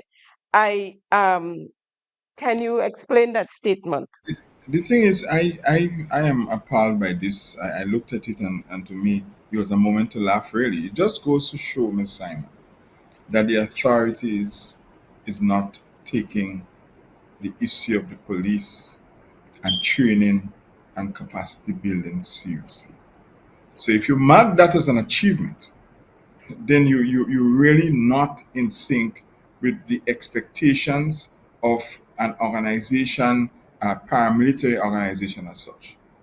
It's just a blatant disregard for what's supposed to be happening. So I think commented on one of the threads in Facebook, saying, well, what training are they speaking about? All right. I mean, if you're talking about 5 weeks training, you have to be joking, and the government should be embarrassed to even list that as any kind of achievement. And it's unfortunate that these police officers are faced with this scenario, right? And nobody seemed to care. I thought maybe when I spoke, maybe they would have hurriedly tried to train some people, but I guess they don't care about this at all, and that would continue. I also see that they speak of this pay and grade matter with the police. Well, let me just say this. This matter wasn't invented by this government. It's something that existed for a very long time, albeit it wasn't dealt with by previous governments, but it was raised during the existence of a previous government. So it therefore means that there was some interest. But having said that, there was accumulation when the government decided that they were going to pay those monies. And it accumulated from January to June, I believe. And would you believe that after that accumulation, the government actually taxed the police? So there are police officers who lost in excess of $1,000 from monies that was due to them by the government. The government allowed it to accumulate and then they taxed the police. I want to make a special appeal now and call on the Honorable Prime Minister and Minister of National Security and Minister of Finance to give back the police the monies they took with respect to the pay and grade. Now, they know the formula because when the ministers got the raise, 150%, I think, they found a way not to tax the raise. And I want the same thing to be for the police. So I'm advocating just return those monies that was taken from the police pay and grade accumulation. I agree with that totally. Totally agree. I want to ask you though about the PSC because we didn't go into much details. You gave your story, what happened when you went. But the PSC was established by the 1973 Grenada Constitution Order. And that was to oversee civil servants within the public service. It was intended to operate as an independent organization, free from influence and control of the political branches of government. Today, we have the Prime Minister as Minister of National Security and members of the high echelon of the police force, the commissioner, and others ordering the PSC to remove workers. Case in point, to ask you to retire. I mean, how do we deal with something like that? But to ask the PSC to remove themselves. Because as we speak now, they're tainted. You're correct, and the Constitution is very clear. Essentially, the Public Service Commission is the HR department of the public service. They hire and fire and promote and so on, right? So they have a role, a human resource role, right? And it also means that they must protect the worker, because any HR department listens to the complaints of a worker, right? Tends to the needs of a worker, right? Not just discipline, not just promotion, but they deal with real issues that may be affecting a worker. And that's the role of the Public Service Commission. And that is why the Constitution goes on to speak about how they should conduct their business. All right, they shouldn't be influenced by anyone. So although the construct of the PSC, right, is influenced by the Prime Minister, because remember, two persons appointed by the Prime Minister and the other two persons are appointed after he consults the relevant organizations. So he has a lot of influence in terms of the appointments. But you see, because of the value of the organ, the Constitution goes on to speak about its independence. All right. And so, how the Public Service Commission behave in my circumstance, I am surprised, Ms. Simon, that they still exist in this organization. I thought that they were going to remove themselves from it because I cannot understand how in good conscience, right, they can continue to look after the public service after they've trampled on the rights of a worker, right? And I don't want to make it personal, because let me tell you something, Miss Simon. The just before the election, there were some senior police officers who were promoted to act in senior positions. After the election, sometime after the election, um, the Public Service Commission confirmed some of them. They gave no explanation as to why the others were left out. And at that time, the former commissioner, Mr. Mackenzie, couldn't say why the persons were left out. They were just left out, and some were confirmed. No explanation. I think sometime after they confirmed the officers. Now, you see, when an institution behaves like that, it speaks to unfairness, and this is unethical. And the truth is, you can't get to them. You write to them, they don't respond. You can't get to the Public Service Commission. We really have to relook how commissioners are appointed, because persons must be held accountable.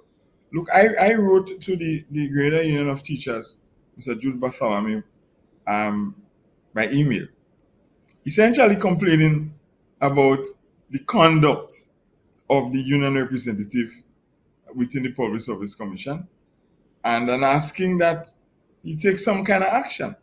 Well, I didn't get a response yet, but I'm hopeful. Because if the union is about looking after the rights of workers, notwithstanding that the Greater Union of Teachers is not representing me, but the idea is that they represent workers, and they have a representative of the union in the Public Service Commission. And therefore, I believe it's well placed to ask him to look into it and to take the necessary action. So I'm hopeful that he will respond one day and that he will take the necessary action. But isn't there a representative from the Public Workers Union as well? Right. So I also intend to write to them as well, and hopeful that they will take the requisite action. Let me tell you something, Miss Simon.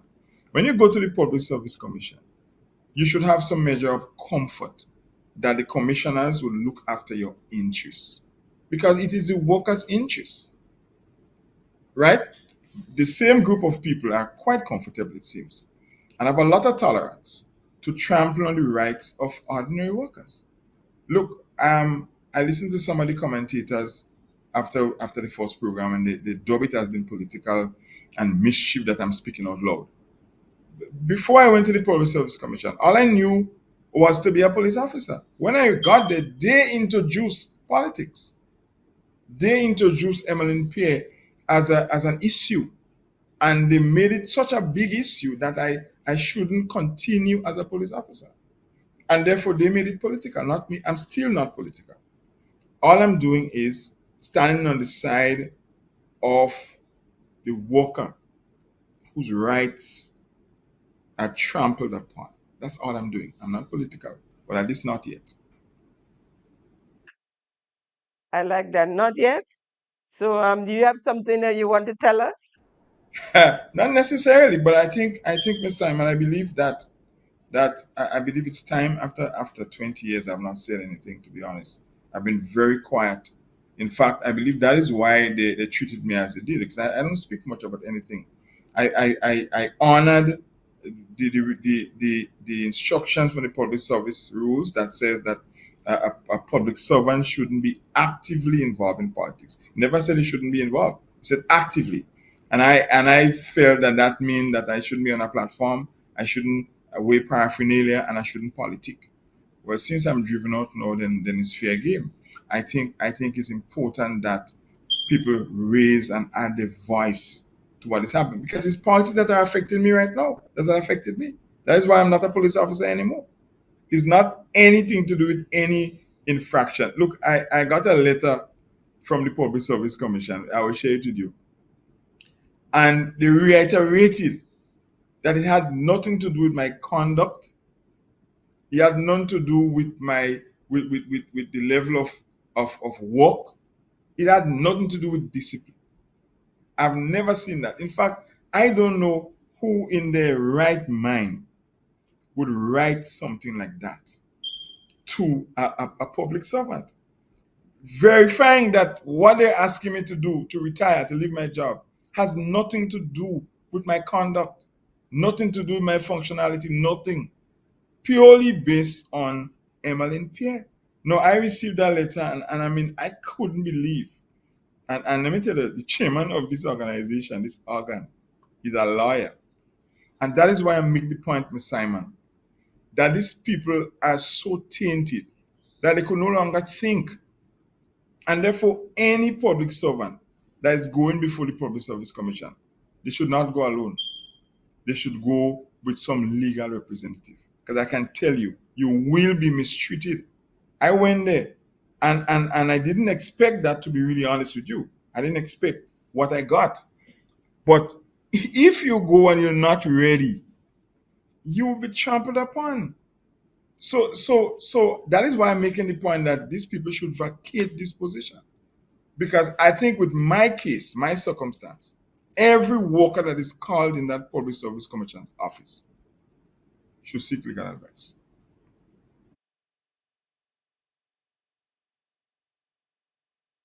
Yeah, I totally agree with you. I totally agree with you. And I do believe that either they be removed or they remove themselves. I understand that their their first contract, if so to speak, it will be up in November. I which is in a few weeks. I don't believe they should be re-engaged at all. I don't believe so at all, because what they did is against the constitution of Grenada. It is the structure of the PSC has been damaged by that particular group. I'm not hopeful, because you see, Ms. Simon, if you pay attention, you have been treating with the issues.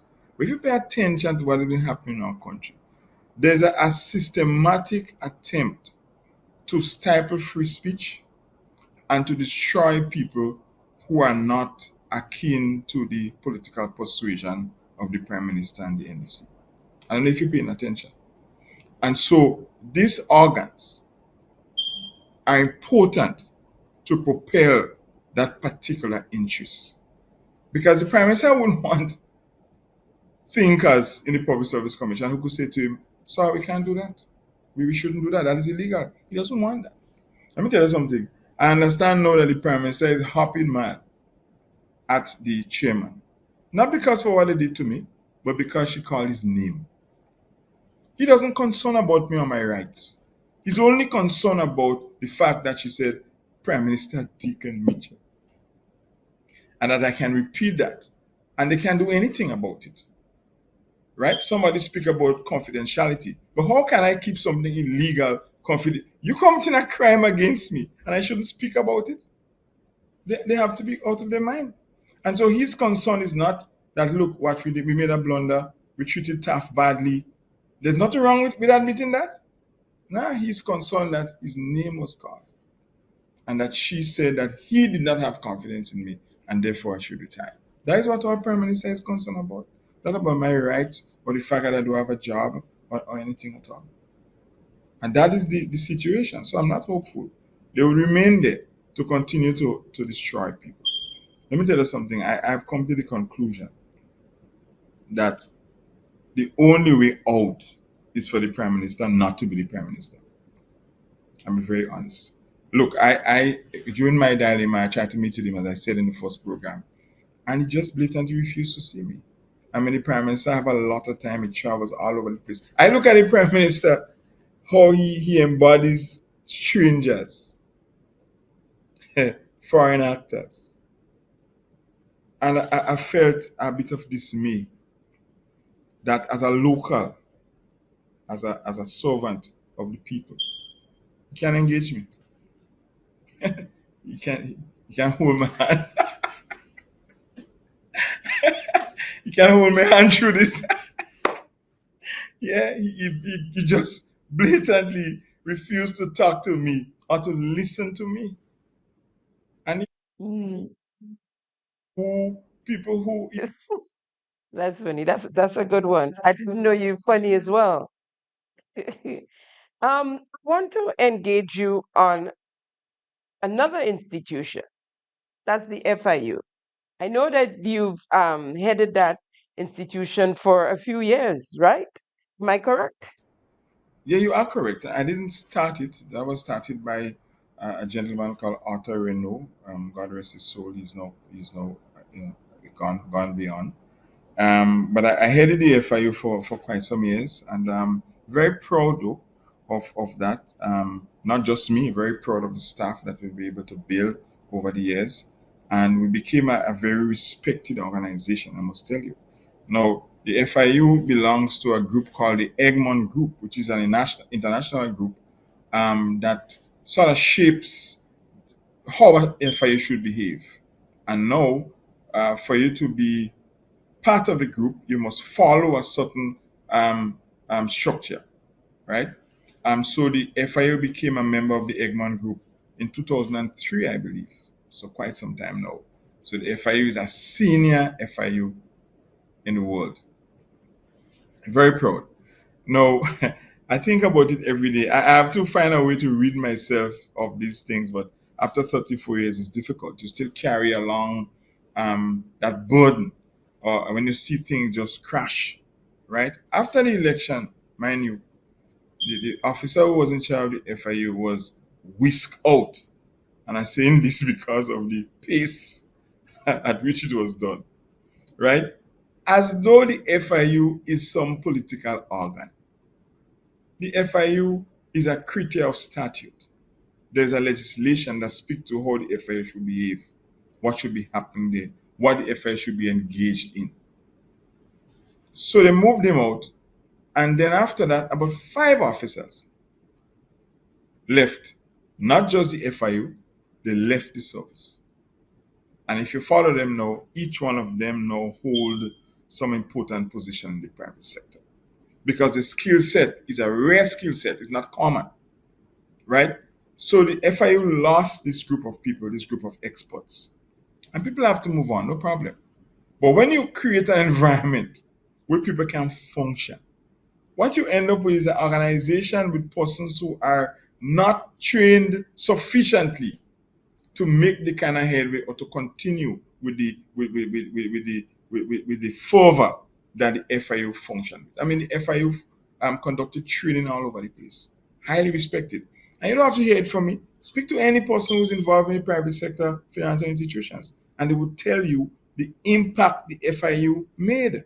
Listen, in 2001, the FIU led the regional inspection by the CFATF in the country, right? There are other countries in the region where the FIU leads in that regard. But I'm just saying where the FIU stood. I mean, when I say here about the FIU, I'm not throwing stones at them. I'm just saying what the policymaker can do to an organization. They have utterly destroyed this organization. I don't know. I don't know what they're really getting at. You know, Well, I have a issue or a situation. I have been broadcasting on my program for a long time now about the bribery situation with a minister, Minister Andy Williams. They call it accusations, some call it allegations. I am not attaching any of those adjectives to it because I know and I have my facts. Now, I saw the Prime Minister, I believe it was on one of his DM the PM, and he was asked about it. And he said that if anybody has information that that the police is there, the FIU is there. And so I said, okay. So I did write to both and brought enough information for them to do an investigation. The letter was the same to the COP, the Commissioner of Police, and the head of the FIU. Now, I've heard from I've had communications with the police, the commissioner. He acknowledged receipt, and then later on he came back to me. asking for more information. In my original letter to the commissioner, I said to him, I am a civilian and I need the RGPF help in further investigating. But I, took them to a certain point. He still came back and asked me for further information, which I did give, and I took them right to the front door. I haven't heard from him, from the commissioner yet again, but I have never heard or never got even a contact to say, we received your letter from the FIU. And this is months now. I called in several times to that office. Every time I call, I say who I am and why I'm calling. I get a hold on.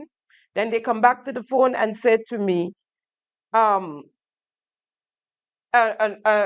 officer will get in touch with you. Someone will get in touch with you. And up to today, I've heard nothing from that office of the FIU, not a word. Well, look, man.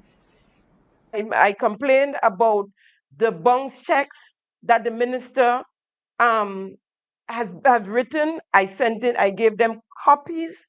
Didn't only say the bank and where. I gave them copies of the checks, the amounts, the total amount of the checks, and that on our books is a crime. I saw a young man being hauled off to jail for writing bounce check, and his was only 80 something thousand. Our minister is much more than that, double and triple the amount, and that was just one business. There are other businesses. That was just with one company. And that also was in my complaint, and I have heard nothing from the FIU. Yeah, I listened to you and you sound like investigator yourself. Congratulations. The length you've been to inform the police is beyond informer status. You've gone way ahead.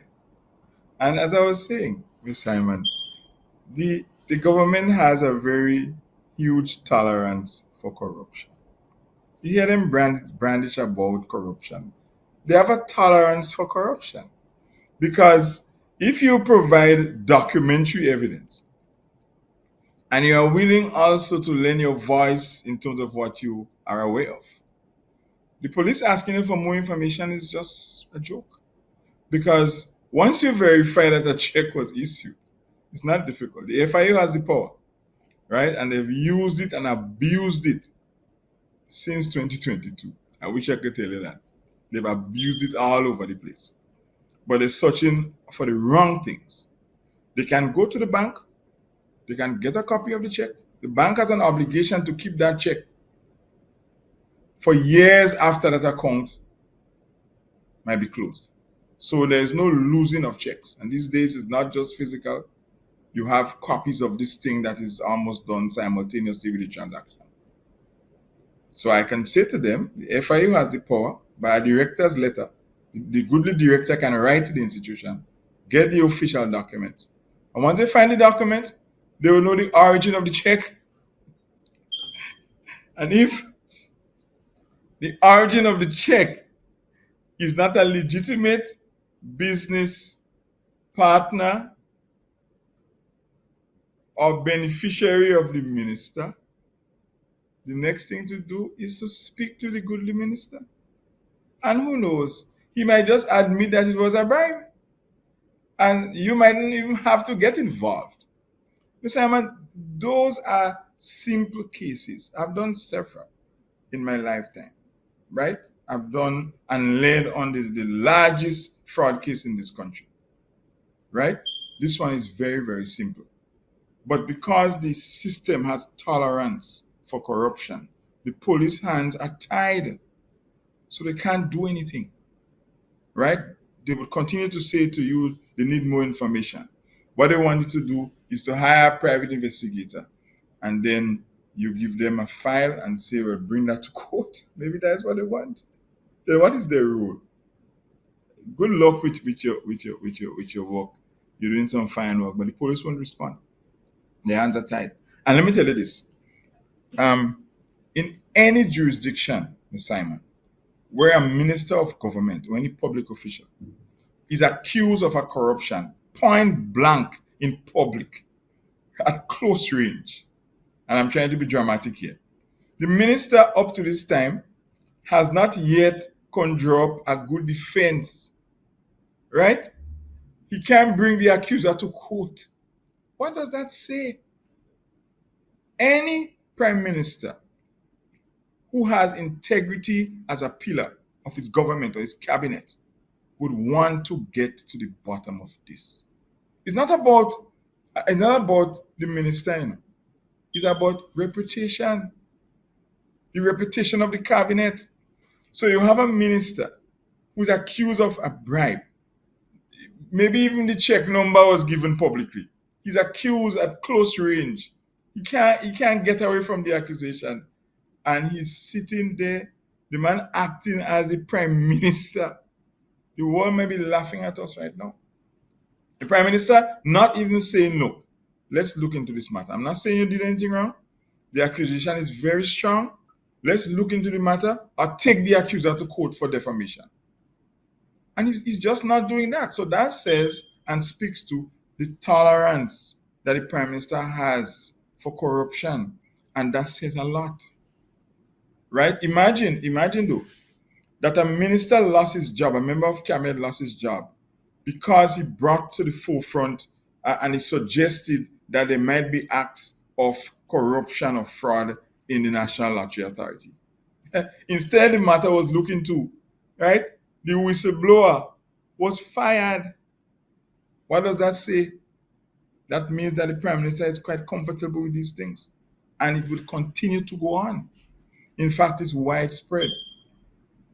And the police won't do anything. The FIA won't do anything. Well, he said it, He said that no one is perfect, nobody is Jesus Christ. He threw words like pot calling kettle black, those type of things. He said it and he has allowed it.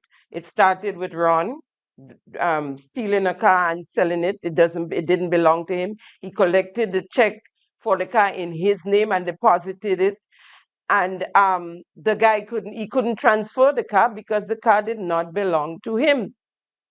And the prime minister spoke to the owner of the car and said to her, I would send you the money, some of it on Monday and the rest of it on the Wednesday. And he spoke to her on the Sunday. So it's not, he has been, but when I heard him on national TV, that,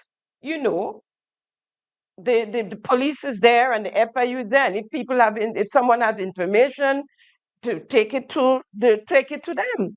I thought, okay, then let me do just that. And the police gone quiet on me. They made a couple grand moves, and I've heard nothing because, as you said, this thing could never be so hard to investigate. I've heard nothing from them. Maybe in a month or so, in more than a month, or maybe a couple of months. And from the FIU, I've never heard from them. Never heard from them. Obviously, because they're protecting each other. I listened to the Honorable Ron Redhead, saying that he investigated the bribery and he found nothing. I mean, come on, that's laughable. I mean, a minister, a cabinet minister get investigated by his colleague and found nothing. And these guys on the World Wide Web making a joke of something that is so important, right? Because it hits to the heart of the integrity of the cabinet. The prime minister is tolerant, but he's not tolerant of me.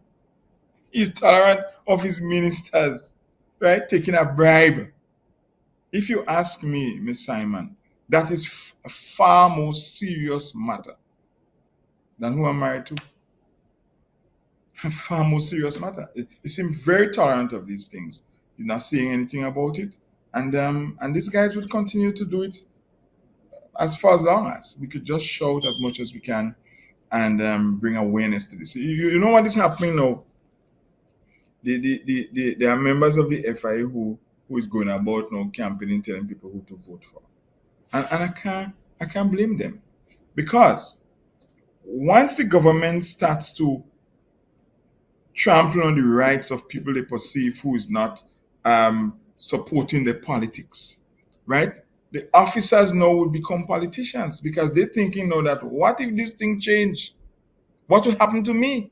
Mr. Simon, you know that there's a police officer, my good friend and colleague, great guy, I have enough respect for him, who is almost in the identical spot that I am in. And I could only wonder how this brother feels now. Because he might be thinking that if the government changes, then I'm in the line of fire just as staff. I want to reassure him that any organization led by Emily Pierre would leave him alone to do his job. She experienced what I have experienced and the pain I've experienced. And she would never do that to somebody else. So rest easy, my friend. You see, it's important that I say this because what you do is you're making officers uneasy and uncomfortable with doing their job, right? They cannot feel psychologically comfortable because they're saying, well, I'm next. People must be allowed to work, Miss Simon. I don't care what your political persuasion is. We have a public service and people must be allowed to strive for excellence. How does a young police officer, right, desire through his own ambition to reach for the top? How? He now must be thinking, look, I have to be NDC to get this spot. What does that do to the integrity of the police force? People have to become political now to get to certain spots, right? So some of these guys, instead of they do the work, they have to know politics because they have to stay in and prove that they NDC to get opportunities. One officer asked me some time ago, I was still at police, about how you can move ahead. And I said that to him, maybe I shouldn't. I say maybe you should put on a yellow band on your hand for a while. I shouldn't do that, but I felt so strongly about this and so sad about it. I say, if you wear a yellow band, you might just cut it. And this officer is brilliant. Nothing could really stop him from moving ahead. But once his politics is in question, he doesn't stand a chance. Mr. Simon, let me tell you something. I was a commandant of the police training school, and an officer was transferred without my knowledge. I went to work and I see this man moving with a bag. I didn't speak to him because I see it was just something routine.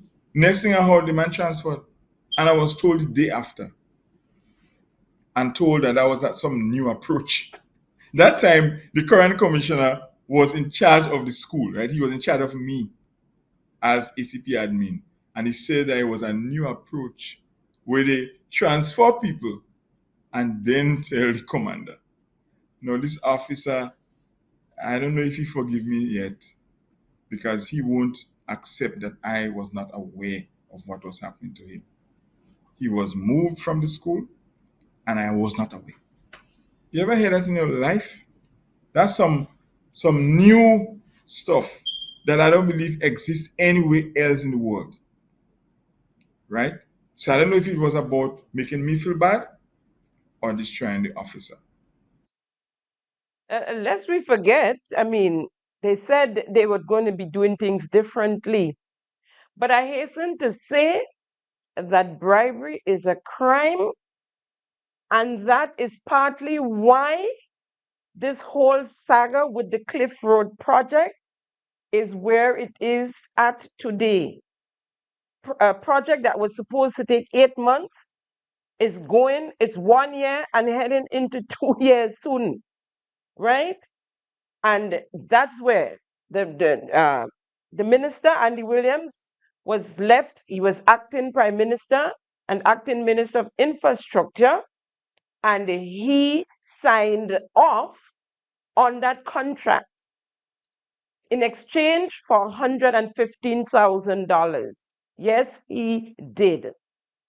And without the knowledge of the prime minister and the Minister of Infrastructure at the time. But of course, the gentleman was acting as Prime Minister and Minister of Infrastructure, and it was within his purview to do. He could have done that because he was the acting Prime Minister and acting Minister of Infrastructure. And so it's a lot in there. Things are falling apart. And I think it's actually getting to the Prime Minister now. Some of the statements he's making about distancing himself from the contractor, which it doesn't seem like he can do legally, because although they've brought in subcontractors on the job, the original contractor is still there. Working or not, he is still there and will have to be paid, even if they may not be paying him now.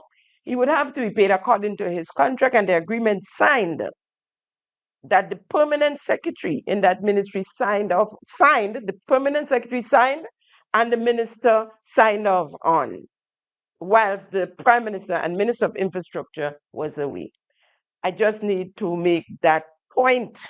Now, I listened to you about the police force and where they are with the politics. And it is sad. And you know, I often remember former Prime Minister Tillman Thomas. That was his pet peeve, speaking about institutions that are being politicized. And he's there today. I haven't heard anybody saying of him losing his voice or his speech, his tongue, anything like that. And I don't understand, because I hear nothing coming from him. But this is the worst. And you hear it even from supporters of this administration, of this NDC party and administration. I mean, I say it's a road march now when I hear this is the worst, or I am so disappointed. These two phrases, I mean, if I was collecting $1 for it, each time I hear it, I would be very rich right now, you know? But it's a serious thing. And the police force being politicized like that, it's not good. It's not good for our future at all. There's something. The situation is bad, and they can skirt all around it and say that I am political and whatever, right? Just speak to the police officers, right? I get countless calls, Miss Simon, and I encourage people to stay on and so on. I don't add any bad blood to it because obviously I feel a certain kind of indebtedness to the force. I mean, that has been my entire life, and the success is important for me, particularly now when I'm a retiree, because now I no longer hold the power for police. I depend on the police to protect me, and now I'm more than interested in how they function. Let me just say this to you, that there is a group of people who have nothing to do with the police force, who that group is currently running the organization. One of these days, we're going to name them. They're running the organization. And I tell you why. No, one commentator said that what I say was my opinion. Anything I say is backed by evidence. That's what my life is. Before I went to the Public Service Commission, that's after I did this Christmas walk with my wife, I learned that I would go to the Public Service Commission and I would ask to leave. And I didn't learn that from the police force. I learned that from the group that caused the shot. That is where we are, Ms. Simon. So I feel sorry for the commissioner and the executive. They take instructions. And they take instructions from politicians, from a pseudo group, I call them, that are actually running the organization, saying what should happen to me. And so, listen, let me tell you this. While I was walking with my wife, an executive member of the force was asking someone to take photographs of me. Now, he must know that I wasn't committing a crime. Why was he interested in taking photographs? Must have been to feed the politics. Because I was walking with my dear wife in the public, and he's asking them to take photographs of me. Imagine that man who's supposed to be running the organization is involved in that's pure politics. So unless this group is dismantled and Mr. Connaught is allowed, but Mr. Connaught is a good man, right? We trained together. I didn't tell you that the last time. That's a person who I have great respect for, who we lie down on the same bed. We were trained together, Coast 22, right? And he's no ordinary person if he's allowed to do his job. But with the current construct, he can't function. He's just there, and these fellas and them and women tell him what to do. And he has no choice. If this man is left alone, I believe he'd do a great job. But the Deacon Mitchell-led administration, based on the actions, they're destroying the organization, the Iranian Police Force, that I served for 34 years. Well, I mean, you said we could call names after, but Mr. Thompson, William Thompson, former COP, he holds a job that we the public is paying for, taxpayers are paying for. He is the head of securities, um, national security or something, so within the Prime Minister's office. So he works directly and advise the Prime Minister directly. This is not a secret. And I know that he is the one, he dishes out a lot of instructions. Now his riding B is probably who, if you don't want to call his name, then we can hold back on that one still. But he's an ex-cadet officer, trainer involved with the cadet corps. I don't know if he's still with the cadet corps. But and then we have a cook, a former cook, police cook, that's also involved. I know the ones, you know. I did my investigation as well. I know the ones. And I'll wait for you to. You better me, you are better investigator than I am and ever will be. But you're right on target. And that is the problem. I can't believe Mr. Thompson is giving that kind of instruction. Mr. Thompson is a lone gentleman, a former commissioner. I have great respect for him. And I would doubt still that he's involved in that kind of a mischief. Right? I had to hear it from his mouth. It's honest, and I'm sticking with that because I hold fast to professionalism. Right? This man was my commissioner for a couple of years. And I have great respect for him. He served the organization well. And I can't believe in that position he would be overseeing that kind of a mischief. So I'll have to get empirical evidence before I add him to that group. But yeah, they're running things, really. And they're mashing up the organization. Because you see, what they're doing, the advice that they are giving is tainted with politics and just sheer wickedness. So that they're not able to give informed, constructive advice, right? National security is a fundamental, and it influences every other sector.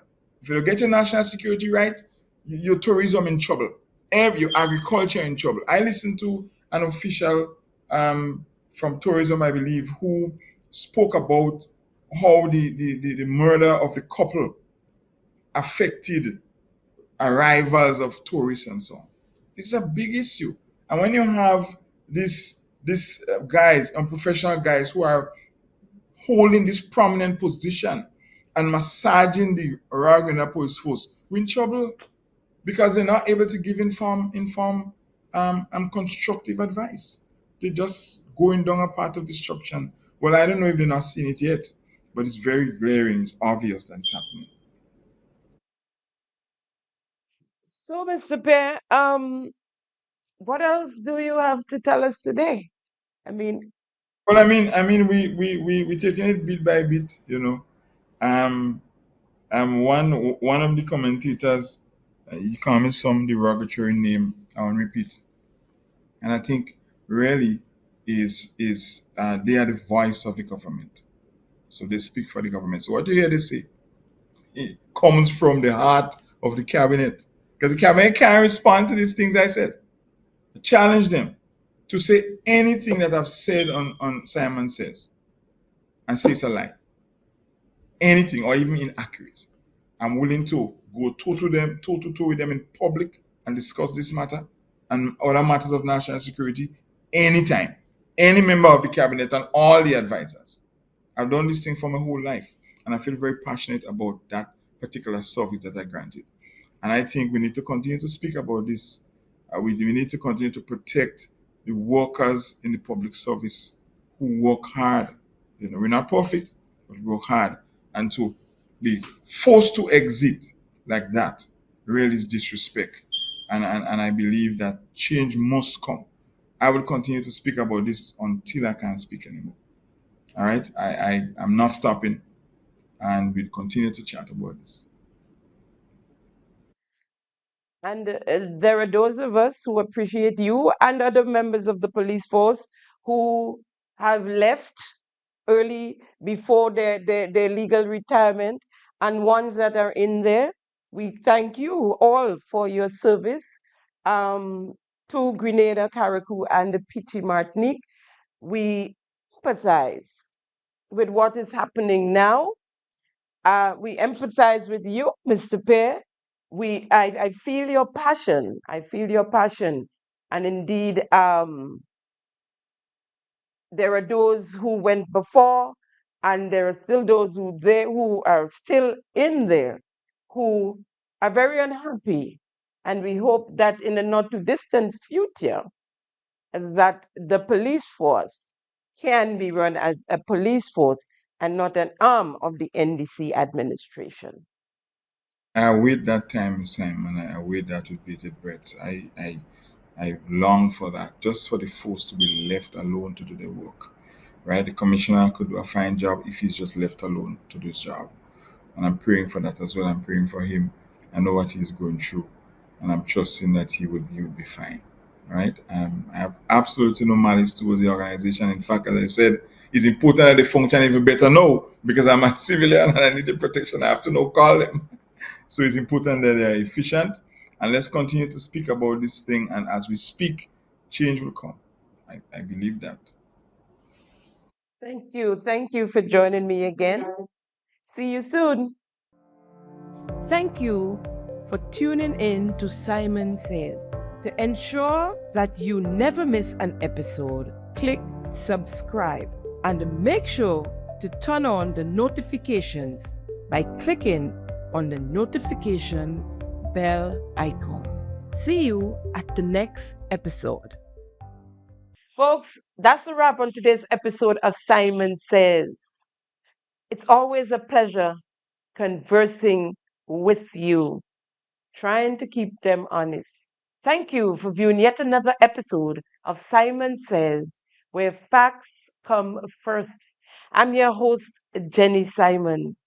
See you next week, same time, same place.